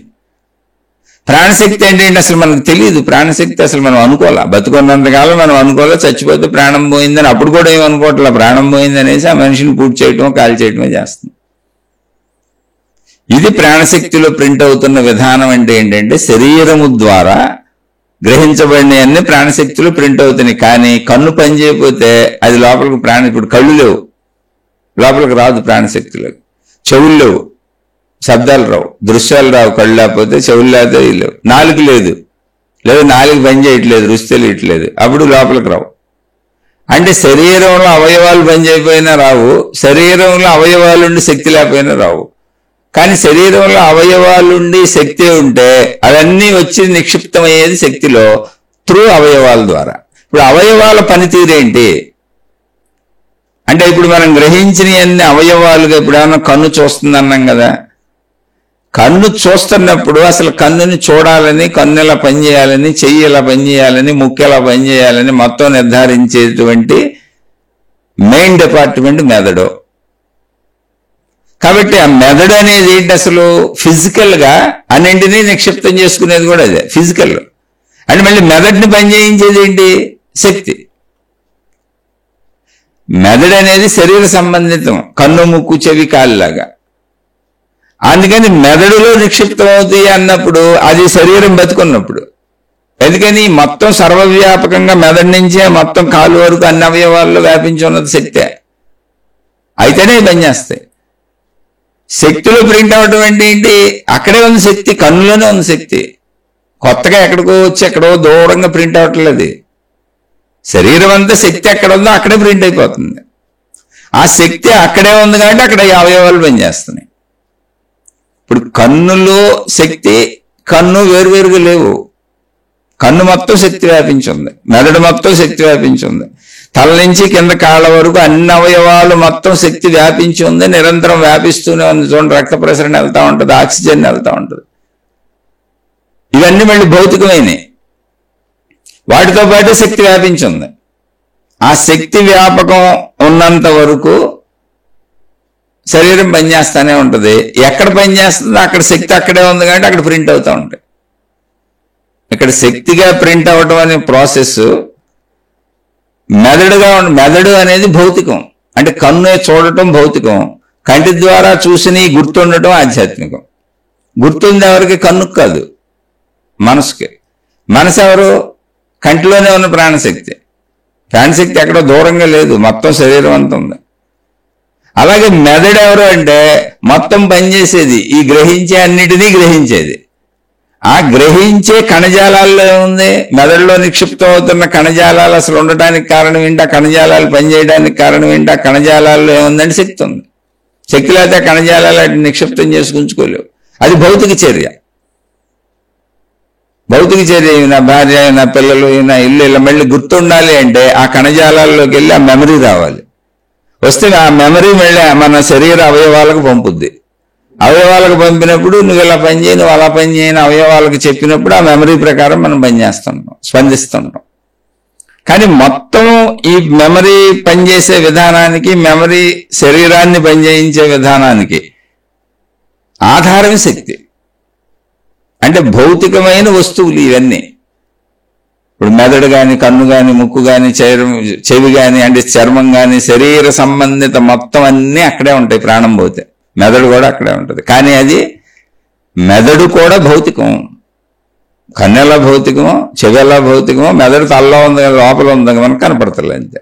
దానికి చుట్టూ మంచి పుర్రుని పెట్టి సేఫ్టీ కూడా పెట్టేది, దానికి ప్రమాదం లేకుండా. ఎందుకంటే మెయిన్ది కాబట్టి అది గుర్తుపెట్టుకునే స్టోరేజ్ అది. అయితే స్టోరేజ్ పనిచేయడానికి ఆధారం ఏంటి? మళ్ళీ శక్తే. మొత్తంగా శరీరం పనిచేయడానికి సర్వవ్యాపకంగా ప్రాణశక్తి. ప్రాణశక్తి ఎక్కడో ఒక ప్రదేశంలో లేదు, శరీరం మొత్తం వ్యాపించి ఉంది. అందుకే శరీరంలో ప్రతి అణువు, ప్రతి కణజాలము శక్తి ఉంది. ఆ ప్రతి కణజాలం ద్వారా గ్రహించిన విషయాలన్నీ శక్తిలో ప్రింట్ అవుతున్నాయి. భౌతికంగా ఉన్నప్పుడు మొత్తం శరీర వ్యవస్థ అంతా ఎలా పనిచేస్తుందో, కన్ను ఎలా పనిచేయాలి, చెవి ఎలా పనిచేయాలి, గుండె ఎలా పనిచేయాలి, లివర్ ఎలా పనిచేయాలి, కిడ్నీలు ఎలా పనిచేయాలి, ఇదంతా దేని డిపార్ట్మెంట్ ఏ పని చేసుకుంటుందో అలాగే మెదడు దాని పని చేసుకుంటుంది. మెదడులో నిక్షిప్తం అవడం అంటే అది అర్థం. భౌతికం అది భౌతికం. అంటే అది ఎలాంటిదంటే, ఇప్పుడు మనం ఒక బీరువాలో బట్టలు పెట్టి దాచుకున్నాం. ఇన్ని ఫ్యాంట్ షర్ట్లు, ఇన్ని చీరలు, ఇదిగో ఇన్ని రకాలు, ఇన్ని పెట్టాం, ఇంత డబ్బు పెట్టాం, ఇంత బంగారం పెట్టాం, ఇన్ని నగలు పెట్టాం, బంగారం నగలు ఇన్ని రకాలు ఉన్నాయి, ఇవన్నీ బీరువాలో పెట్టాం. కానీ బీరువాలో ఇన్ని పెట్టామని ఎవరికి గుర్తుంది? నాకు గుర్తుంది. మెదడు బీరువా లాంటిది. నాకు గుర్తుందే, అది శక్తి. రెండు నాలోనే ఉన్నాయి, రెండు నేనే. అందులో శక్తి అనే నేను మిగిలి ఉంటాను, మనసుగా శాశ్వతంగా ఉంటాను, చనిపోను. బీరువా పోద్ది, శరీరం అనే బీరువా పోద్ది, మెదడు అనే బీరువా పోద్ది. అంటే ఒక మాటలో చెప్పాలంటే మెదడు అనేది శరీరముతో కలిసి ఉన్న భౌతికమైనటువంటి శరీర పదార్థం. అంటే శవంలో మిగిలిపోయేటువంటిదే మెదడు. అన్ని అవయవాలు ఎలా ఉంటాయో అలాగే శవంలో మిగిలిపోద్ది. అన్ని అవయవాలు ఎలా పనిచేస్తున్నాయో అలాగే అది కూడా చూసిన విషయాలను గుర్తుపెట్టుకోవడం, నిక్షిప్తం చేసుకోవడం, ఉంచుకోవడం అనేది భౌతిక చర్య. ఇప్పుడు కన్ను చూసినప్పుడు కన్ను గుర్తుపెట్టుకోవాలా? కంటి ద్వారా చూడటానికి, కన్ను పని చేయడానికి ఉపయోగపడినటువంటి కంటి శక్తి గుర్తుపెట్టుకుంది. అలాగే ఈ గుర్తుపెట్టుకోవటం ప్రాసెస్ అంతా హెడ్ ఆఫ్ ద డిపార్ట్మెంట్ హెడ్లో ఉంది, తలలో ఉంది మెదడు. మెదడులో ఉన్న కణజాలం అంతా భౌతికంగా ప్రాసెసింగ్ లో కన్ను, ముక్కు, చెవిలాగా గుర్తుపెట్టుకోవటం, మళ్ళీ శరీరాన్ని కదపటం, శరీరానికి అందించడం, శరీరం కదలటం, శరీరం పనిచేయటం, ఇదంతా ఒక మొత్తం కలిసి పనిచేయకపోతే శరీర వ్యవస్థ పనిచేయదు. ఆ మొత్తం కలయికల సమ్మేళనం మెదడు నుంచి జరుగుతుంది. కానీ ఆ మెదడు పనిచేయించేది ఏంటి? శక్తి, ప్రాణశక్తి. కాబట్టి అది మెదడు దగ్గర ప్రాణశక్తిలోనే ప్రింట్ అవుతున్నాయి. మెదడు దాచుకున్నాయి కూడా, బీరువాలో దాచుకున్నాయని నాకు గుర్తున్నట్టు, నా బీరువాలో దాచుకున్నాయని నాకు గుర్తున్నాయి, నా బ్యాంక్ లాకర్లో దాచుకున్నాయని నాకు గుర్తున్నాయి. అలా నాకు గుర్తున్నాయి. మెదడులో అన్ని దేంట్లో ప్రింట్ అయ్యి ఉన్నాయి, శక్తిలో ప్రింట్ అయ్యి ఉన్నాయి. ఎందుకని? మెదడుని నడుపుతుంది శక్తి. అలా మొత్తం శరీరంతో చేసిన అన్ని శక్తిలో ప్రింట్ అయినాయి. అంటే శక్తి ఎక్కడ ఒక చోట కూర్చొని ఉంది, అన్ని వచ్చి ప్రింట్ అవుతున్నాయి. అక్కడ టైప్ మెషిన్ కొడితే ప్రింట్ అయినట్టు అనుకోబాకండి. శక్తి కాలు నుంచి తల వరకు శరీరం ఎంత వ్యాపించిందో శక్తి అంతా వ్యాపించింది. ఇప్పుడు అరికాలు ఎక్కడన్నా నీళ్ళల్లో పెట్టాం, చల్లగా తగిలింది, ఇంకో చోట పెట్టాం, వేడిగా తగిలింది. ఈ రెండు స్పర్శలు అక్కడే గుర్తుపెట్టుకుంది, అక్కడే శక్తి ఉంది. లేదు గుర్తుపెట్టుకోవడానికి ఒక పాయింట్ ఉంటుంది అనుకోబాకండి. అయితే ఆ పాయింట్ మెదడు ఎక్కడ శరీరానికి. కానీ శక్తికి పాయింట్ లేదు. శక్తి మొత్తం సర్వవ్యాపకం. శరీరంలో సర్వవ్యాపకం, సృష్టిలో సర్వవ్యాపకం. నా శరీర పరంగా వచ్చినప్పుడు నా మనసు, నా శరీరాన్ని నా మనసుని నేను దాటగలిగితే, అంటే నేను శక్తి దాకా వెళ్ళగలిగితే, దాటగలిగితే అంటే శక్తి దాకా వెళ్ళగలిగితే ఎలా? సాధన చేత. ఏంటి సాధన అంటే రోజు నిద్రలో వెళ్తున్నాం, అసలు అదేముంది పెద్ద విషయం. అంటే మనకు తెలియదు కనుక, ట్రై చేయలేదు కనుక అది గొప్ప విషయంలాగా అనిపిస్తుంది. చేయని వాళ్ళకి కొత్తలో చాలా గొప్పగానే ఉంటుంది. నాకు కూడా గొప్ప విషయం ఇది. కానీ స్వతహాగా పరిశీలిస్తే అది పెద్ద గొప్ప విషయం ఏం కాదు. రోజు నిద్రలో వెళ్తున్నాం, అది సృష్టి సహజంగా చేసిన ఏర్పాటు. సేమ్ అదే ప్రాసెస్లో వెళ్ళటమే. సృష్టి చెప్పింది నువ్వేం ప్రాసెస్లో ఎత్తుక్కోక్కర్లేదు, అన్ని నీలోనే పెట్టానని. నిద్రకి ఎలా వెళ్తున్నావో అలాగే మెలకువలో ట్రై చేయమంది. నిద్రకి ఎలా వెళ్తాం? ముందు శరీరాంత పనులన్నీ ముగించేసుకొని ఇంక చాలు నేను పడుకుంటున్నానని మనం ఒక సజెషన్ చెప్పుకుంటాం. అంటే మనలో మనం ఒక నిర్ణయం తీసుకుంటాం. అంటే మనతో మనం మాట్లాడుకుంటాం, ఇంక పడుకుంటాను అని. ఇంక పూటకు పనులు ఆపేసాను, ఇంకేం లేదు, రేపు పొద్దున్న మళ్ళీ లేచి నాకే అని. చూసుకోండి, మనకు మనం చెప్పుకోవటం అది. దానికి ఏ పేరైనా పెట్టుకోవచ్చు. మేము అలా ప్రిపేర్ అయిపోయి అన్నీ సర్దేసుకొచ్చి పడుకుంటాం, మంచం ఎక్కుతాం. మంచం ఎక్కి శరీరాన్ని పడుకోబెట్టాం కానీ మనసును ఆపటం మనకు రాదుగా. ఆలోచనలు సాగుతూ ఉంటాయి. దాని అంతటా అది కాసేపటికి ఎప్పుడైతే శరీరానికి ఒక సజెషన్ ఇచ్చి నేను ఇంక పడుకుంటాను, వద్దు ఇప్పుడు పడుకోవాలి, ఇంకేం పనులు చేయను అన్నాము, ఈ సజెషన్ మనసుకే వెళ్ళింది. సజెషన్లో మనసు, మెమరీ అంతా మనసేగా, అది మనసులోనే జరిగింది ఈ సజెషన్. అందుకని మనసు కూడా ఓహో నేను పడుకోవాలి, ఇప్పుడు శరీరం ఇంకా పని చేయదు, నేను కదిలినా ఇప్పుడు శరీరం కదలిపోతే ఉపయోగం ఏముంది అని మనసు కూడా అనుకుంటుంది. ఎందుకని మనసు కదిలినప్పుడు శరీరం కదలాలిగా. శరీరం కదలిపోతే ఉపయోగం ఏం లేదుగా. కానీ నేను ఎప్పుడైతే పడుకుంటానో ఇంక చాలు రేపు అన్నానో ఆ సలహా సజెషన్ మనసులో పుట్టి మనసుకే చెప్పింది, అది మనసుకి చెప్పబడింది. అది అలాగే శరీరాన్ని తీసుకెళ్ళాను. కానీ మనసు శరీరం కంటే సూక్ష్మమైనది, వేగవంతమైనది అవటం చేత దాని స్పీడ్ ఆగడానికి కొంచెం టైం పట్టుద్ది. శరీరం ఏమో పదార్థ రూపంలో ఉంది కదా, ఇక్కడ తీసుకెళ్లి మంచం మీద పడేస్తే డామును పడిపోద్ది. కానీ అది శక్తి స్వరూపం కదా మనసు. ప్లస్ దాని వేగం అనంత వేగం, లిమిట్లెస్ అది. అందుకని అది ఆగడానికి టైం పడుతుంది, దానికి సజెషన్ వెళ్ళినా కూడా. అందుకని పడుకున్నా కూడా ఏ ముఖ్యమైన విషయాలు, ఆ విషయాలు, ఏ విషయాలు పనికొచ్చే పనికిరాని అన్ని కదులుతా ఉంటాయి. కాసేపు కదిలి కదిలి కదిలి కదిలి ఆగిపోద్ది. అదే ఆగిపోద్ది. అప్పుడు నిద్రలోకి వెళ్ళాం, గాఢ నిద్రలోకి వెళ్ళాం. ఇంతే జరిగింది. ఇదే సాధనగా మనకు ప్రకృతి చెబుతుంది, నీ శరీరంలోనే పెట్టాను సాధన, నేను నువ్వు చేసుకోవచ్చు, ట్రై చేసుకోవచ్చు అని. మళ్ళీ పొద్దున్నే మెలకు వస్తుంది. మెలకు వచ్చినప్పుడు కూడా మీరు గమనించండి, ముందు మనసు లభిస్తుంది. అంటే ముందు మనకు లోపల మెలకు వచ్చినట్టు ఉంటుంది, తర్వాత శరీరానికి పూర్తిగా మెలకు తెచ్చుకుంటాం. మీకు లేచినాక కాసేపు బద్ధకం కూడా ఉండొచ్చు చూడండి. అంటే లోపలగా మెలకు వచ్చినా కూడా అటు ఇటు తిరుగుతూ ఉంటాం, తెలుస్తున్న బద్ధకంతో లేవబుద్ధికి మెల్లి పడుకుందాం అనుకుంటూ ఉంటాం. ఆ బద్ధకం శరీరాన్ని, మనసు మేలుకొంది. అంటే శరీరం కొంచెం మందకోండి, బండది, పదార్థం కదా. మనసు సూక్ష్మమైంది, శక్తి కదా, అందుకని తప్పన మేలుకొంది అది. అందులో దానిలో బండతనం ఏం లేదు, సున్నితత్వమే ఉంది. కానీ శరీరంలో మందకోడితనం ఉంది, బండతనం ఉంది, పదార్థం ఉంది అందులో. కనుక అది నిదానంగా బద్ధకాన్ని వదిలించుకొని లెగుస్తూ ఉంటుంది. ఎందుకని ఈ శక్తి మళ్ళీ మనోశక్తిని తనలో కలుపుకొని చురుకుని తెచ్చుకుంటూ ఉంటుంది. అది కొద్దిగా టైం తీసుకుంటుంది.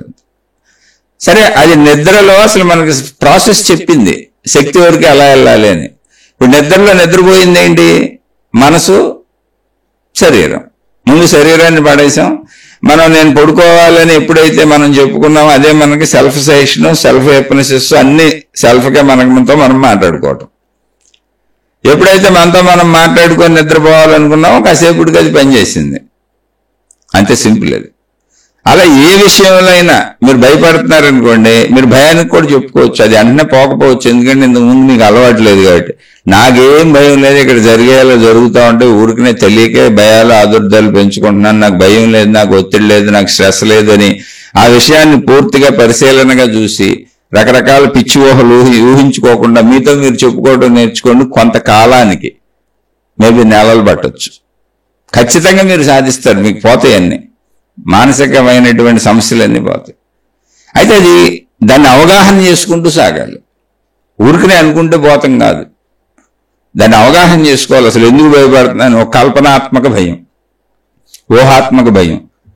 ఎక్కడో పాముని చూస్తే ఏదో పొరపాటుని చూసాం రోడ్ల మీద, పాములు ఎందుకు తగలవు, రోడ్డు మీద ఉన్నప్పుడు జంతువులు తగలవేంటి, కానీ ఎప్పుడు ఇక పాము గుర్తు వచ్చేస్తా ఉంటుంది, భయం వచ్చేస్తాం.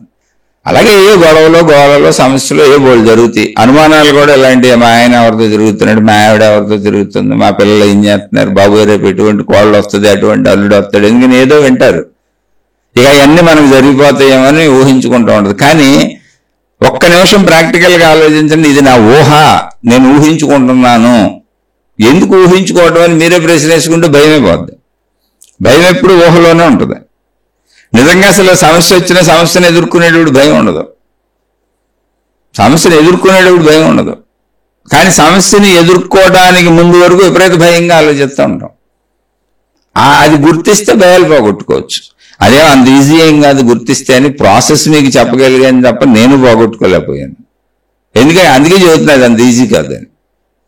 గమనించుకుంటే వెళ్ళాలి. భయాలు, బాధలు, దుఃఖాలు, మన స్వభావాలు, మన ఆలోచనలు ఇవన్నీ మార్పు చెందాలంటే ఇట్ టేక్స్ టైం. ఎందుకంటే అనేక సంవత్సరాల నుంచి ఒకే ఒరవడిలో జీవించుకుంటూ వచ్చాం. ఇప్పుడు ఒరవడిని మార్చుకోవాలి.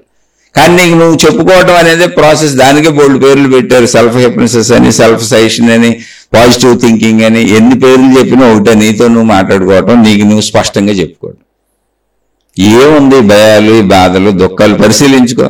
ఎందుకు ఊహించుకుంటున్నాం, ఆదుర్ద పడుతున్నాం, జరిగేది జరుగుతుంది. మన ప్రయత్నం అయితే మంచిగా చేస్తాం, చెడుకు చేయం కదా. మనం ప్రయత్నించినాక చేయడానికి ఏమి లేదు కదా.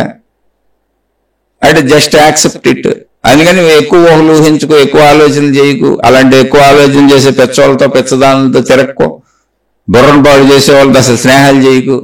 అతి ఊహాకరమైన ఊహల్లో బతికే వాళ్ళతో అసలు స్నేహాలు చేయకు. వాస్తవంలో స్పష్టంగా బతికే వాళ్ళతో స్నేహాలు చేయి. నువ్వు కూడా అలా బతకడం అలవాటు చేసుకో. నీతో నువ్వు మాట్లాడుకో, నీతో నువ్వు చెప్పుకో, నీతో నువ్వు ఫ్రెండ్గా ఉండు. ముందు అసలు నీతో నువ్వు పూర్తిగా జీవించు. ఆటోమేటిక్గా మనమే బోల్డ్ క్యూర్ చేసుకోవచ్చు మనలో. దాన్నే ఇప్పుడు అనేక మంది అనేక రకాలుగా చెబుతున్నారు. రకరకాల ఇప్పుడు సైకియాట్రిస్టులు, సైకాలజిస్టులు వీళ్ళంతా ఎక్కడి నుంచి పుట్టుకొచ్చారు. అనేక రకాల మానసిక రుగ్మతలకు సంబంధించి అనేకంగా అనుకుంటున్నారు, అనేకం చెబుతున్నారు. ఏమి లేదు, అవన్నీ నీకు నువ్వు చెప్పుకునే ప్రాసెస్లే. అది కుదరట్లేదు కాబట్టి విధానాలు, చదువులు, పద్ధతులు అనేకం తయారు చేశారు. ఏమక్కర్ల, రోజు నిన్ను నువ్వు చూసుకో, నిన్ను గమనించుకో, నీతో నువ్వు మాట్లాడుకో, నీ ఊహలు కూడా గమనించు, నీ ఆలోచనలు కూడా గమనించు, నీ ఒత్తిళ్లు కూడా గమనించు. కేవలం ఇవన్నీ నేనే తయారు చేసుకుంటున్నాను, నా నెత్తి మీద వేసుకుంటున్నాను అనవసరంగా నీకే తెలుసు. అలా నిన్ను మార్చుకోవచ్చు. నీకు ఎంతటి భయాలు, ఒత్తిళ్లు, స్ట్రెస్లు ఏదైనా మార్చుకోవచ్చు. నీ స్వభావాన్ని మార్చుకోవచ్చు, నీ గుణాన్ని మార్చుకోవచ్చు. నీలో సర్వ చెడులు పోగొట్టుకొని నువ్వు సంపూర్ణ దైవత్వాన్ని పొందొచ్చు. దైవత్వం అంటే ఏంటి? నేను దేవుడు అనలేదు, దైవత్వము అన్నాను. అంటే నేను అనంత ఆత్మశక్తి స్వరూపుడను, స్వరూపురాలను అనే స్థితి వరకు వెళ్ళొచ్చు. దైవత్వం అంటే ఏంటో తెలిసి ఏమి లేదు, చెడు లేని సంపూర్ణ మంచితనం. అంతే తప్ప మహిమలు, మాయలు, ఆకాశాల నుంచి అవి సృష్టించటాలు, జరగబోయే చెప్పటాలు, ఈ చెవటాలు, అవి చెవటాలు, అవన్నీ పచ్చి మోసాలు. మీకు కావాలంటే యూట్యూబ్లో అవన్నీ బయట పెడుతున్నారు, వెళ్ళి చూసుకోండి. అలానే వాటి మీద నాకేం విరోధము లేదు. ఆత్మజ్ఞాన చదువులు అవి అడ్డంకులు, ఎందుకంటే అవి మోసాలు కాబట్టి. ఆత్మజ్ఞాన చదువులు ఏముండదు, నువ్వు ఉంటావు, నీ శరీరం ఉంటుంది, నీ మన లోపలికి వెళ్తే నీ మనసు ఉంటుంది, నీ బుద్ధి ఉంటుంది, నీ గుణాలు ఉంటాయి, నీ స్వభావం ఉంటుంది. నీ గురించి నీకు పూర్తిగా తెలుసు. ఎందుకు తెలీదు? నువ్వు చెడో మంచో నీకు తెలియదా? చేస్తున్న పనులు ఏంటో నీకే తెలుస్తే అసలు ఎవరికి తెలియదు. నువ్వు పైకి మంచిగా మాట్లాడి లోపల కుతంత్రాలతో ఉన్నా నీకు తెలుస్తుంది. నువ్వు పైకి చెడ్డగా కనపడి లోపల మంచిగా ఉన్నా నీకే తెలుస్తుంది. అన్నీ నీకే తెలుస్తాయి. కాబట్టి నిన్ను నువ్వే మార్చుకోగలవు, నీకు నువ్వే చెప్పుకోగలవు, నిన్ను నువ్వే గమనించుకోగలవు, నిన్ను నువ్వే సరి చేసుకోగలవు. నీ అంతరంగ డాక్టర్ నువ్వే. నీ బాహ్య శరీరానికి బయట చదువుకున్న డాక్టర్లు ఉంటారేమో కానీ నీ అంతరంగ డాక్టర్ నువ్వే. కాబట్టి నీ మానసిక జబ్బులకి డాక్టర్ ఎవరంటే నువ్వే. అది ఎప్పుడు గుర్తుపెట్టుకోండి. ఎందుకంటే మనసు అంతరంగం, అక్కడ ఏం లేదు, పదార్థం లేదు, వస్తువులు లేవు. అందుకని నిన్ను నువ్వు ట్రైనింగ్ ఇచ్చుకో. ఆ నిన్ను నువ్వు ట్రైనింగ్ ఇచ్చుకునే మానసిక వ్యాధులకు కూడా పనికొచ్చేది ఆత్మజ్ఞానం. ఆ మానసిక వ్యాధులు ఎప్పుడైతే తగ్గుతాయో శారీరక వ్యాధులు తగ్గిపోతాయి, అన్ని రకాల పిచ్చిలు తగ్గిపోతాయి. అన్ని రకాల మనకు రకరకాల పిచ్చిలు ఎక్కించుకుంటాం చూడండి, మత పిచ్చిలు, దేవుడి పిచ్చిలు, రకరకాలు. నా మతమే కరెక్ట్, నా దేవుడే కరెక్ట్, నా గురువే కరెక్ట్, నా గ్రంథమే కరెక్ట్, ఈ పిచ్చిలు కూడా పోతాయి. ఆత్మజ్ఞానంలో అన్ని రకాల పిచ్చిలు పోతాయండి. సహజత్వం వస్తుంది.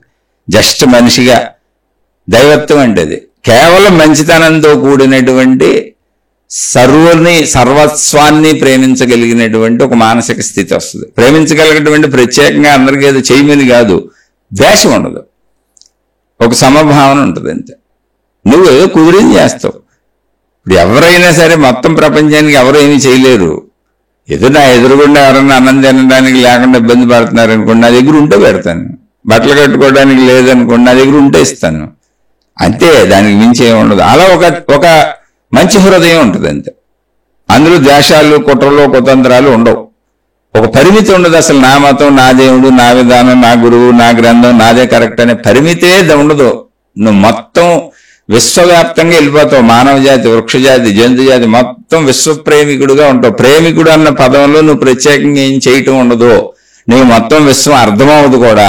కానీ అనంతాత్మశక్తి స్వరూపం అన్నప్పుడు గాఢ నిద్రా స్థితిలో ఎలా ప్రశాంతంగా ఉన్నావో అలా ఒక ప్రశాంత స్థితి వచ్చేస్తుంది నీ మానసికంగా. ఒక సమస్థితి.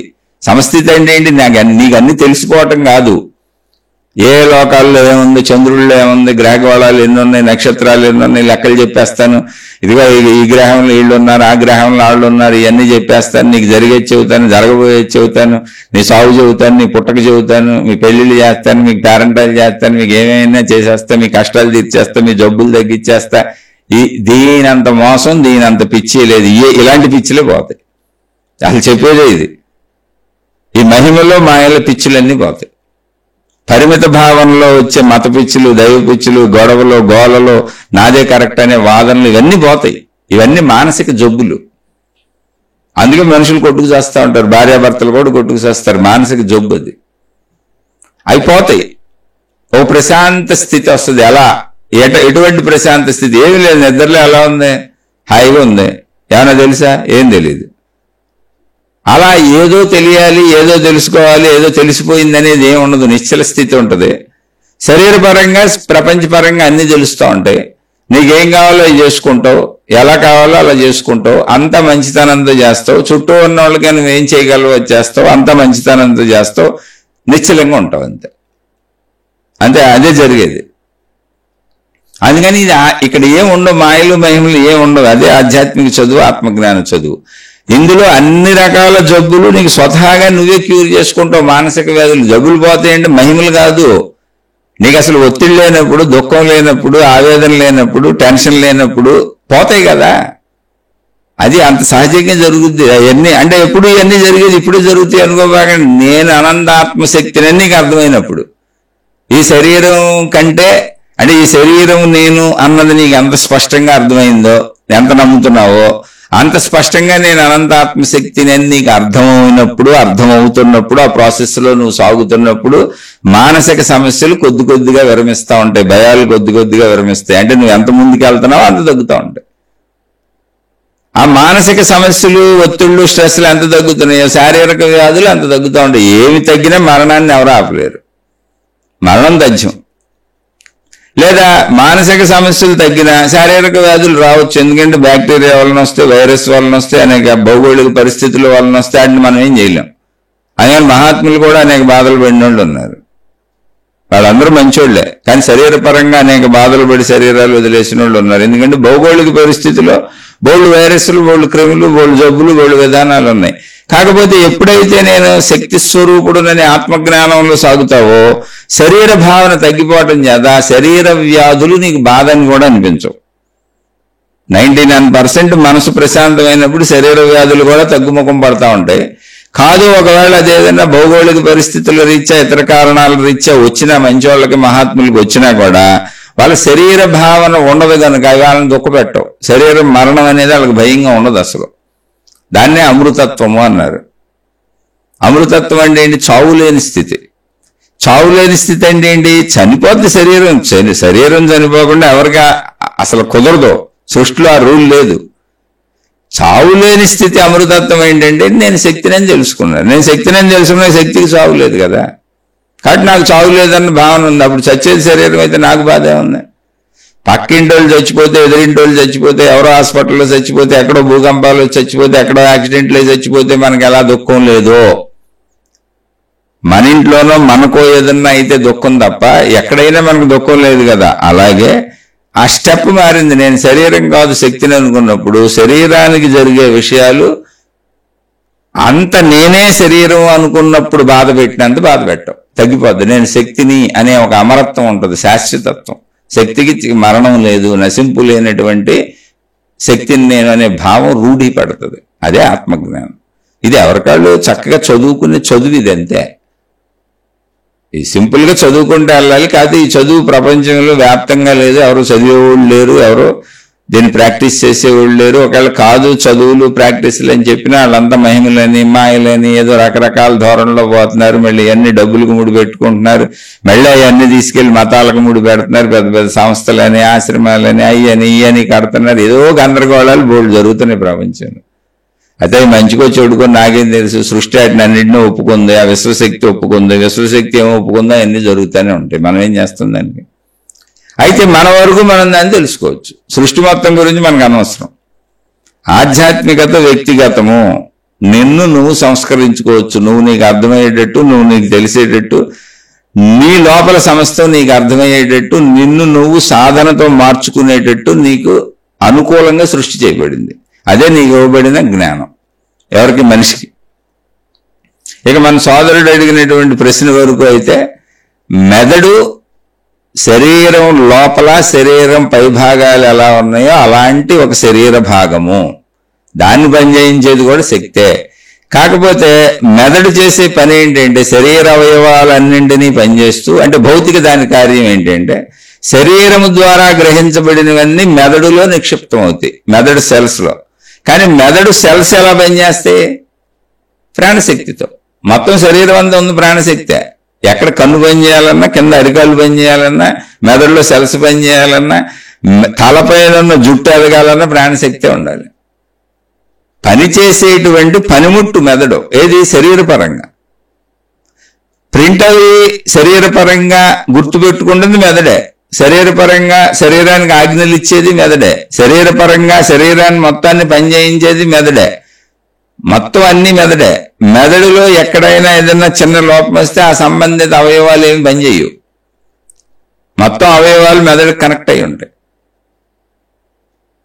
అది పనిచేయించేది మెదడే. కానీ అది శరీరానికి సంబంధించిన మాంసపు ముద్ద.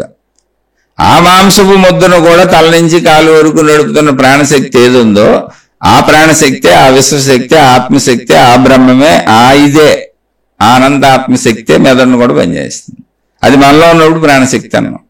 కాబట్టి నిక్షిప్తం చేసుకుంటుంది, బీరువాలో దాచుకుంటుంది వస్తువులన్నీ. అదే అయినా బీరువాలో ఏమేం పెట్టుకున్నానో గుర్తుండేది నాకు కనుక బీరువా లాంటిది మెదడు. ప్రాణశక్తి లేనప్పుడు బీరువా లాంటిదే. బీరువాకి ఏం ప్రాణశక్తి ఉండదుగా, బీరువా మనం తట్టి చెప్పదుగా, అండి లోపల ఇవన్నీ పెట్టారు, మర్చిపోయారు, మన డబ్బులు పెట్టారు, మీరు గుర్తు చేసుకోవట్లేదు, ఇప్పుడు 5-6 నెలల ఏం తీని కూడా తీయలేదు, మీరు చూసుకున్నారో లేదో చూసుకోండి బాబు మీ నగలో, ఇవన్నీ బీరువా చెప్పుద్దా?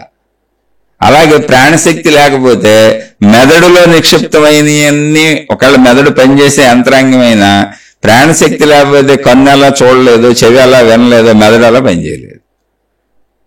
మరి మెదడులో నిక్షిప్తమైనవన్నీ ఏమైనాయి? మెదడు సెల్స్ లో. అంటే అది భౌతిక పరికరము, బీరువాళ్ళలాగా అరలలో దాచుకుంది. ఆ దాన్ని పనిచేయించేది కూడా ప్రాణశక్తే. కాబట్టి ఆ దాచుకున్న దాంట్లో ప్రాణశక్తులు ప్రింట్ అయినాయి. ఎక్కడిదక్కడ మొత్తం ప్రాణశక్తి ప్రింటింగే. అందుకని మెదడు భౌతిక పరికరము, కన్నులాగా, ముక్కులాగా, చెవిలాగా. అంతర్గత అవయవాలన్నీ అంతే. గుండె మొత్తం బోల్డ్ అవయవాలు ఉన్నాయి లోపల, అవన్నీ పనిచేస్తుంటేనే బతుకుంటాం మనం. అవన్నీ కూడా అలాగే ఉంటాయి మనిషి చచ్చిపోయినప్పుడు. అలాగే మెదడు కూడా ఉంటుంది. మీకు అర్థం కాకపోతే మళ్ళీ అడగండి, ఎక్కడ అర్థం కాలేదో ఇంకా విశ్లేషణగా అడగండి, చెప్పుకునే ప్రయత్నం చేద్దాం. ఇప్పుడు మెదడు అనేది మళ్ళీ చెబుతున్నా, మెదడులో నిక్షిప్తం అవుతాయి అనే కొన్ని శీర్షికల్లో చెప్పారు, శక్తిలో నిక్షిప్తం అవుతాయి అని కొన్ని శీర్షికల్లో చెప్పారు అన్నప్పుడు మళ్ళీ చెబుతున్నా, చూసేది కన్నే, కానీ కన్ను ద్వారా చూడబడుతున్నది కంటిలోనే ఉన్నటువంటి, కంటిని పనిచేయిస్తున్నటువంటి ప్రాణశక్తిలో నిక్షిప్తం అవుతుంది. అది ఎలా? ఆ మొత్తం ఈ నిక్షిప్తమయ్యే ప్రాసెస్ బీరువాకి సంబంధించిన అరలన్నీ మెదడులో ఉన్నాయి. కణజాలం, అది భౌతిక కణజాలము, భౌతిక ప్రక్రియ. చూడటం, గుర్తుపెట్టుకోవటం, దాచుకోవటం, అలాగే గ్రహించటం, దాచుకోవటం, ఇలా మొత్తం శరీరంతో గ్రహించినవన్నీ మెదడులోకి వెళ్ళి ఆ కణాల సెల్స్ లో ఉంటాయి. అంటే శరీరం ఉన్నంత కాలం కణాల ద్వారా శరీరాన్ని పనిచేయిస్తూ, మెదడు పనిచేయిస్తూ, ఆ జ్ఞాపకాలను తీసుకొని పనిచేస్తూ ఉంటుంది. కానీ మొత్తం పనిచేయడానికి తల నుంచి కాళ్ళ వరకు ఉన్న వ్యవస్థ ఏంటి? అది ప్రాణశక్తి. అంటే ఇప్పుడు మొత్తం అన్నీ ఎక్కడ ఉన్నాయి? ప్రాణశక్తిలో ఉన్నాయి. కానీ భౌతికంగా ఎక్కడో కనపడుతున్నాయి, శరీరంలో ఉన్నట్టు కనపడుతున్నాయి. శరీరం నశించిపోయినా ప్రాణశక్తి ఉందిగా, కాబట్టి అవన్నీ అలాగే ఉన్నాయి. అదే మనసు. మీకు అర్థం కాదు, మళ్ళీ ఏం అర్థం కాలేదు స్పష్టంగా అడగండి. అర్థం కాని చోట మళ్ళీ మాట్లాడుకుందాం. అర్థమైతే చక్కగా తీసుకొని ఆచరించుకోండి. కన్ఫ్యూజన్లు ఏమి లేవు. మళ్ళీ చెబుతున్న ఆత్మజ్ఞాన చదువుకి, ఆధ్యాత్మిక చదువుకి పనికి వచ్చేది కేవలం మహిమలు మాయలు నమ్మకుండా మీ మీద మీరు విశ్వాసం ఉంచుకొని, మిమ్మల్ని మీరు పరిశీలించుకుంటూ, మిమ్మల్ని మీరు గమనించుకుంటూ, మీ లోపల మీరు చూసుకుంటూ, మీతో మీరు మాట్లాడుకుంటూ, మీలో చెడుని మీరు పోగొట్టుకుంటూ, మీలో భయాలను మీరే పోగొట్టుకుంటూ, మీలో భయాలు ఏమీ లేవు, కేవలం విశ్లేషించుకోండి చాలు. మీతో మీరు మాట్లాడుకోండి. ఎందుకు భయపడుతున్నాను, అసలు ఏంటి సంఘటన, ఇప్పుడు సంఘటన ఏంటి, ఏం జరుగుతుందని మీరే ఆలోచించుకుంటాండి. మీకే అర్థమవుతాయి. మన 99% మన ఊహలో, వాస్తవం 1% ఉంటుంది అక్కడ. నాకైనా ఉంటుందా, నేను నాదే చెప్పగలుగుతున్నా. మీ నాకు ఎడ తెలిస్తే అసలు నేను నా లోపల ఇలాగ ఊహించుకున్నాను కాబట్టి, ఇలాగే భయపడతాను కాబట్టి, ఇలాగే ఒత్తిడికి లోనవుతాను కాబట్టి, ఇలాగే స్ట్రెస్కి ఫీల్ అవుతాను కాబట్టి, మొత్తం నన్ను నేను పరిశీలించుకుంటే నాకు అర్థమైంది 99% పనికిరాని నా చెత్త ఊహలో, చెత్త ఆలోచనలు అని నాకు అర్థమైంది కాబట్టి అదే చెప్పగలుగుతాను. నాకు తెలియదు, మీకాడ చెబుతాను. మీకు చెబుతున్న ప్రతిదీ ఏ చెత్త అయినా అది నాలోదే. ఎప్పుడు గుర్తుపెట్టుకోండి. అందుకే చెబుతున్నా, నేను మీలాంటి సామాన్యుడనే. మీకు నాకు ఏ భేదం ఉండకూడదు. నేను మీలాంటి సామాన్యుడిని కాకపోతే అసలు నేను చెప్పేది మీరు అర్థం చేసుకోలేరు, మీరు దాన్ని పొందలేరు. అందుకే చాలా చోట్ల మనం ఎందుకు మారలేకపోతున్నామంటే, ఒక దేవుడు ఎక్కడో ఆకాశంలో మనకంటే పవిత్రంగా ఉంటాడు, ఒక గురువు ఎక్కడో ఉన్నతమైన పవిత్రుడిని చేసేస్తాం, ఒక గ్రంథాన్ని ఎక్కడో పవిత్రమైన చేసి మొత్తం ఆకాశంలో పెడతాం. ఆకాశానికి ఎలా ఎక్కగలం మనం? ఆకాశంలో నిచ్చెన లేలేం, మెట్లు కట్టలేం. కాబట్టి అది ఎప్పుడు అక్కడే ఉంటుంది, మనం ఎప్పుడు ఇక్కడ భూమి మీదే ఉంటాం. ఎప్పటికే మేము అక్కడికి రాలేములే, నీకు నమస్కారం పెట్టి నైవేద్యాలు పెడతా ఉంటాం, నువ్వు మమ్మల్ని కాపాడుతూ ఉండని నీకు అక్కడ మహిమలు మాయలు సృష్టించుకొని కాపాడుతున్నట్టు మనమే ఊహించేసుకొని భావించేసుకుంటుంటే చాలా మంది ఈ ఊహలకి మధ్యలో దుకాణాలు తెరిచారు. అవునవును, నీ ఊహ నిజమే, నిన్ను కాపాడుతాం, నిన్ను రక్షిస్తాం, నిన్ను నై చేస్తాం, నిన్ను నీ చేస్తాం, నువ్వు కొంచెం మాకు చెల్లెళ్ళు సమర్పించి చాలని, మాకు సేవలు చేయి చాలని. మీరు మిమ్మల్ని జాగ్రత్తగా గమనించుకునే ఒక్క అవకాశమే సృష్టి మీకు ఇచ్చింది. ఇది పచ్చి నిజం. అలానే నాకు ఎవరి మీద విరోధం లేదు. మీరు నమ్మాక వెళ్తానంటే చక్కగా వెళ్ళండి. ఎవరొద్దన్నారు? నేను గురువులను నమ్ముతా, మనిషి మతాలను నమ్ముతా, మార్గాలను నమ్ముతా, దేవుళ్ళని నమ్ముతా, అన్ని నమ్ముతానే వచ్చాను. నేను నమ్మకపోతే ఇక్కడ దాకా అసలు ప్రయాణమే చేయలేనుగా. నేను ఇప్పుడు అనంత ఆత్మశక్తి ఉన్నప్పుడు ఇవన్నీ నిజమే, సృష్టిలో అన్నీ నిజమే. కానీ అనంత ఆత్మశక్తి అర్థం అవ్వాలి అంటే నువ్వు ఈ మహిమలు మాయలుగా వెళ్ళకూడదు. అంటే ఇది ఎలాంటిది, మహిమలు మాయలు ఎలాంటిదంటే, మీకు చెబుతున్న ఊరికి, ఇప్పుడు మన ఇంట్లో చిన్నపిల్లలు ఉంటారు, పిల్లలు పుట్టారు ఊరికి అనుకుందాం. పుట్టిన చిన్నపిల్లలు, ఒక 5 ఏళ్ల పాప ఉంది, 4-5 ఏళ్ల పాప ఉంది.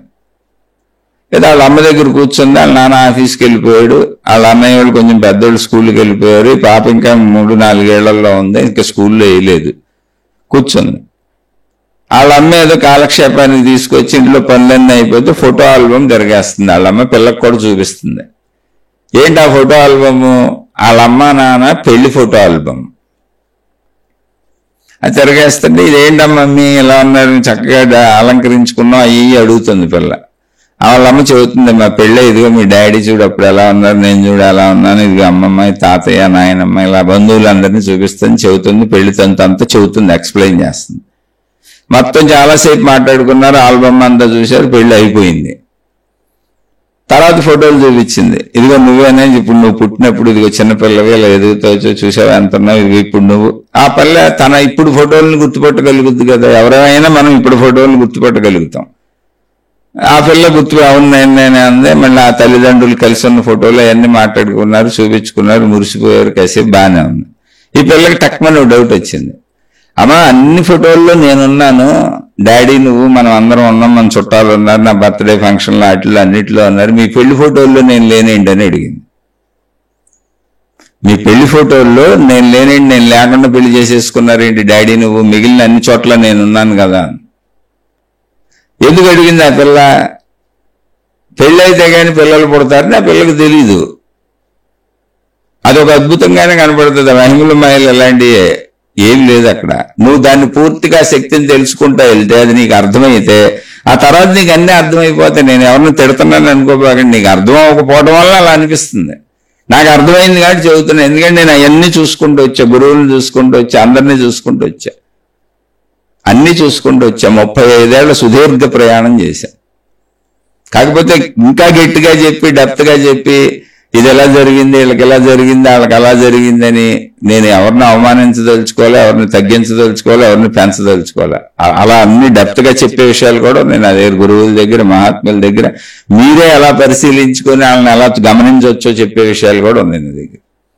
కానీ ఏంటి ఉపయోగం? ఏమి లేదు, టైం వేస్ట్. మిమ్మల్ని మీరు మార్చుకుంటే సరిపోద్ది, మిమ్మల్ని మీరు తెలుసుకుంటే సరిపోద్ది. మీ లోపలికి మీరు ప్రయాణించుకుంటుంటే మొత్తం మీకే అర్థమైపోద్ది. ఒక రోజుకి కంగారు పడిపోకండి, కొన్నాళ్ళు నడవండి, అన్నీ అర్థమైపోద్ది. అయితే ఎవరైతే మహిమలు మాయలని పోతారో వాళ్ళకి ఎప్పటికీ ఆత్మజ్ఞానం అర్థం కాదు. ఎందుకంటే దాన్ని నీలో నువ్వు సహజత్వంగా స్వీకరించలేవు. అది ఎక్కడో ఎవరి దగ్గర ఉందో, ఏదో అది గొప్ప అద్భుతమైనటువంటిది, ఎవరో రక్షించాలి, ఎవరో కాపాడాలి, అది ఆకాశం నుంచి ఊడిపడాలనుకుంటుంటావు. అందుకని నువ్వు ఈ మార్గానికి పనికిరావు. అందుకని ఈ మార్గం నేను చెబుతుంది అర్థమవుతున్న వాళ్ళు మాత్రమే వినండి.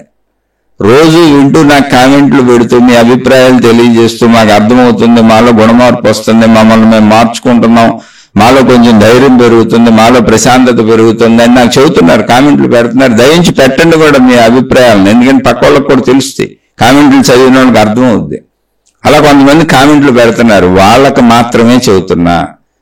నేను మహిమలు నమ్ముతా, మాయలు నమ్ముతా, అయి నమ్ముతా, ఈ నమ్ముతా, మంత్రతంత్ర యంత్రాలు గారడీలు నమ్ముతా అంటే నమ్ము, తప్పేం కాదు, ఉన్న స్థితి అది. అక్కడి నుంచి ముందుకెళ్తే అన్ని నమ్ముద్ది. విత్తనంలోంచి చెట్టు ఎలా వచ్చిందని చిన్నపిల్లలకి చెబితే ఆశ్చర్యంగానే ఉంటుంది. ఇంత పెద్ద చెట్టు ఎలా వచ్చింది మమ్మీ అంత చిన్న విత్తనంలోంచి అంటది. ఎందుకంటే ప్రాసెస్ తెలియనప్పుడు అది అద్భుతంగానే ఉంటుంది ఎవరికైనా.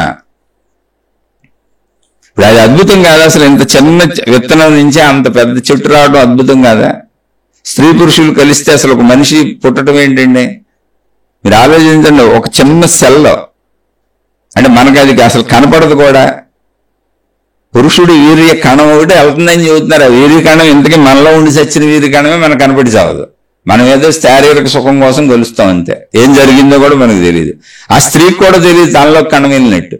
ఈ పురుషుడికి తెలియదు నాలోంచి ఒక కణం ఆమెలోకి వెళ్ళిందని. ఎప్పుడో ప్రెగ్నెన్సీ వచ్చి దానికి ఏదో రకరకాల సూచనలు ఆమె శరీరంలో వచ్చినప్పుడు నేను గర్భం దాల్చానని అనుకుని అలా ఆయనకి చెప్పుద్ది, ఏమండి నేను గర్భం దాల్చాను, మనకు పిల్లోడో పుడతారని. ఆ పెరుగుతున్న పిండం ఎలా పెరుగుతుందో కూడా తల్లికి తెలియదు. ప్రాసెస్ అంతా లోపల జరిగిపోతుంది. ఆ ప్రాసెస్లు అవన్నీ అలవాటు అయిపోయి మనకి దాన్ని మహిమ అనుకోవట్లే. మనం అన్ని మహిమలే అలా అయితే. ఒక చిన్న వీరికణం తల్లి గర్భంలోకి వెళ్ళి మనిషిగా 9 నెలలు రూపుదిద్దుకొని మనిషిగా వచ్చి 100 సంవత్సరాలు ఇక్కడ బతకటం, ఇవన్నీ తిని బతకటం, ఇవన్నీ తాగి బతకటం అద్భుతం కాదా? సృష్టి అంతా అద్భుతం కాదా?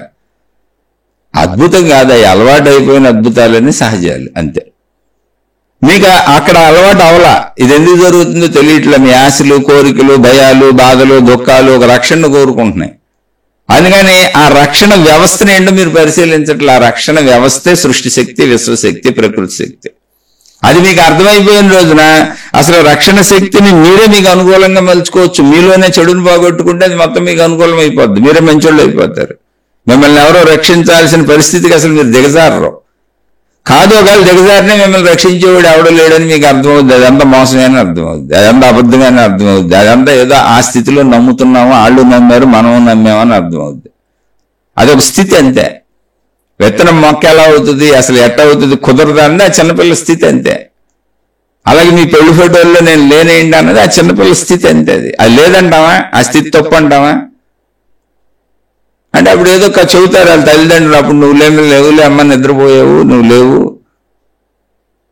అందుకని ఫోటోలు మేము దిగేసాము, ఆ పెళ్లి రాత్రి జరిగింది, నువ్వు బాగా నిద్రపోయావు, లేపటం ఎందుకు లేని మేము దిగేసామని ఏదో సంథింగ్ నువ్వు లేవు అనే విషయాన్ని చెబుతారు తప్ప, ఇదిగో ఇలా కలుస్తామమ్మా, ఇలా ఇది అవుతుందమ్మా, అప్పుడు పుడతారమ్మా అని ఇప్పుడు వాళ్ళు చేసి చూపిస్తారా? ఆ విషయం చెబితే అర్థమవుద్దా? ఆ పిల్ల ఎదిగినాక ఆ పిల్లకి సహజంగా అర్థమవుద్ది, ఆ పిల్లోడు ఎదిగినాక ఆ పిల్లోడికి అర్థమవుద్ది. మనం చెప్పక్కర్లేదు కూడా. ఎదుగుదల ఎప్పుడు వచ్చిందో అప్పుడు అదే అర్థమవుద్ది. అలాగే నీ జ్ఞాన ఎదుగుదల జరిగితే నీకు సమస్తం అర్థమవుతుంది. ముందు ప్రాసెస్లో వెళ్ళు. ఎక్కడ జ్ఞాన ఎదుగుదల ఎక్కడ జరగాలి? నీ లోపల జరగాలి. నువ్వు బయట తిరుగుతానంటే ఏంటి? అది జరగాల్సింది నీ లోపల అయితే బయట తిరిగితే ఏంటి ఉపయోగం నీకు? అది ఎవరికి వాళ్ళు ఆలోచించుకోండి, అది మీ విఘ్నతకే వదిలేస్తున్నాను. అలానే నాకు ఎవరి మీద ఎటువంటి విభేదము లేదు, విద్వేషము లేదు, అసలు నాకు ఎవరు తెలియదు కూడా. అసలు నేను బయటికి వెళ్ళి ఇప్పుడు 3.5 ఏళ్ళు, గతంలో కూడా నా గొడవగా నేను పడ్డాను, నాకు అవసరమైనవి ఏయో నేను తెలుసుకున్నాను, నాకు అవసరమైన 4 పుస్తకాలు, 4 గ్రంథాలు, 4 గురువులు చుట్టూ తిరిగాను, నాకు అర్థమైంది అనిపించింది, ఇక సాధన చేసుకుందామని కూర్చున్నాను. ఇంకా ప్రపంచం మొత్తం తిరిగి తెలుసుకోవాలనే అవసరం ఏముందండి? మనకు అర్థమయ్యే వరకు చాలుగా. అర్థమైనాక ఏం చేయాలి? దాన్ని ఆచరణలోకి తెచ్చుకోవాలి, సాధన చేసుకోవాలి. అందులో భాగంగానే మీతో ఈ ఆధ్యాత్మిక చదువుని పంచుకుంటాను. ఇది సాధనగా పంచుకుంటున్నాను తప్ప నాకేదో తెలుసని కాదు. నేను ప్రతి శీర్షికలో అందుకే చెబుతున్నా, నేను సామాన్యుణ్ణి, నాకు తెలియదు, నేను ఆ అనుభవాన్ని పొందలేదు, నేను కూడా చదువుకుంటున్నాను, నేను కూడా నన్ను నేను పరిశీలించుకుంటున్నాను, నా లోపలికి వెళ్తున్నాను. ఇప్పుడు మీతో మాట్లాడినటువంటి భయాలు, బాధలు ఏది చెబితే అవన్నీ నాలో నేను చూసుకున్నవి, నాకు బయట తెలుస్తాయి అసలు? ఇతరుల అంతరంగంలో ఎవరికైనా తెలుస్తాయా? కాబట్టి నేను మీతో ఏది మాట్లాడుతున్నా, మంచి మాట్లాడినా, చెడు మాట్లాడినా, భయం మాట్లాడినా, బాధ మాట్లాడినా, దుఃఖం మాట్లాడినా, అది నన్ను నేను చూసుకొని చెబుతుంది. అలాగే ఏదన్నా మార్పులు వస్తున్నాయని చెప్పినా అది నన్ను నేను చూసుకొని చెబుతుంది. అందుకే చెబుతున్నా, నేను మీలాంటి సామాన్యుడనే. ఒకవేళ నేను సరిగ్గా చెప్పలేదు, తప్పు చెప్పాను అనిపిస్తే దయచేసి క్షమించి వదిలేయండి. ఎందుకంటే నేనేం సామాన్యుడిని అని చెబుతున్నాగా. ఒప్పు చెప్పాను, అర్థమైంది, బాగానే ఉంది అనిపిస్తే నాది వింటున్నా 10 మంది సోదరీమణులు ఎవరో వాళ్ళ కోసం మాత్రమే చెబుతున్నా. దయించి అర్థమైన వాళ్ళు కామెంట్లో పెట్టండి. ఎందుకంటే కొంతమంది పాపం బుర్రలు పాడు చేసుకొని నేను ఏదో చెబుతున్నాను అనుకొని పాపం నెగిటివ్ కామెంట్లు పెడుతున్నారు నాకు. అంటే వాళ్ళు పెడితే నాకు వచ్చిన బాధ ఏం లేదు. పాపం వాళ్ళు ఎందుకు అనవసరంగా ఎంతసేపు విని, 1 గంట సేపు విని టైం వేస్ట్ చేసుకొని మళ్ళీ నాకు ఒక కామెంట్ పెట్టి వాళ్ళు పెడితే నేనేం ఆపను, వాళ్ళు పెట్టినంత మాత్రాన్ని నేనేం మానను. నాది అర్థమవుతుంది అనేవాళ్ళు ఉన్నంతకాలం నేను చెబుతానే ఉంటా. అందుకని వ్యతిరేకమైన వాళ్ళు వినకండి. ఎందుకంటే ఒక దాన్ని నమ్మి దాన్నే పట్టుకొని అలాడుతూ వెళ్ళే వాళ్ళకి మిగిలిన వ్యతిరేకంగానే అనిపిస్తాయి. అందుకే ప్రపంచవ్యాప్తంగా మత తగాదాలు, కుల తగాదాలు, జాతి తగాదాలు, దైవ తగాదాలు, అన్ని రకాల విరోధాలు, విభేదాలు ఉన్నాయి. ఆఖరికి ఒక ఇంట్లో భార్యాభర్తలు కూడా గొడవలు పడతానే ఉంటారు. అది విభేదమేగా. తండ్రి కొడుకులు, తల్లి కొడుకులు, ఏ ఇద్దరి మధ్య అయినా ఏదో ఒక అభిప్రాయ భేదం ఉంది.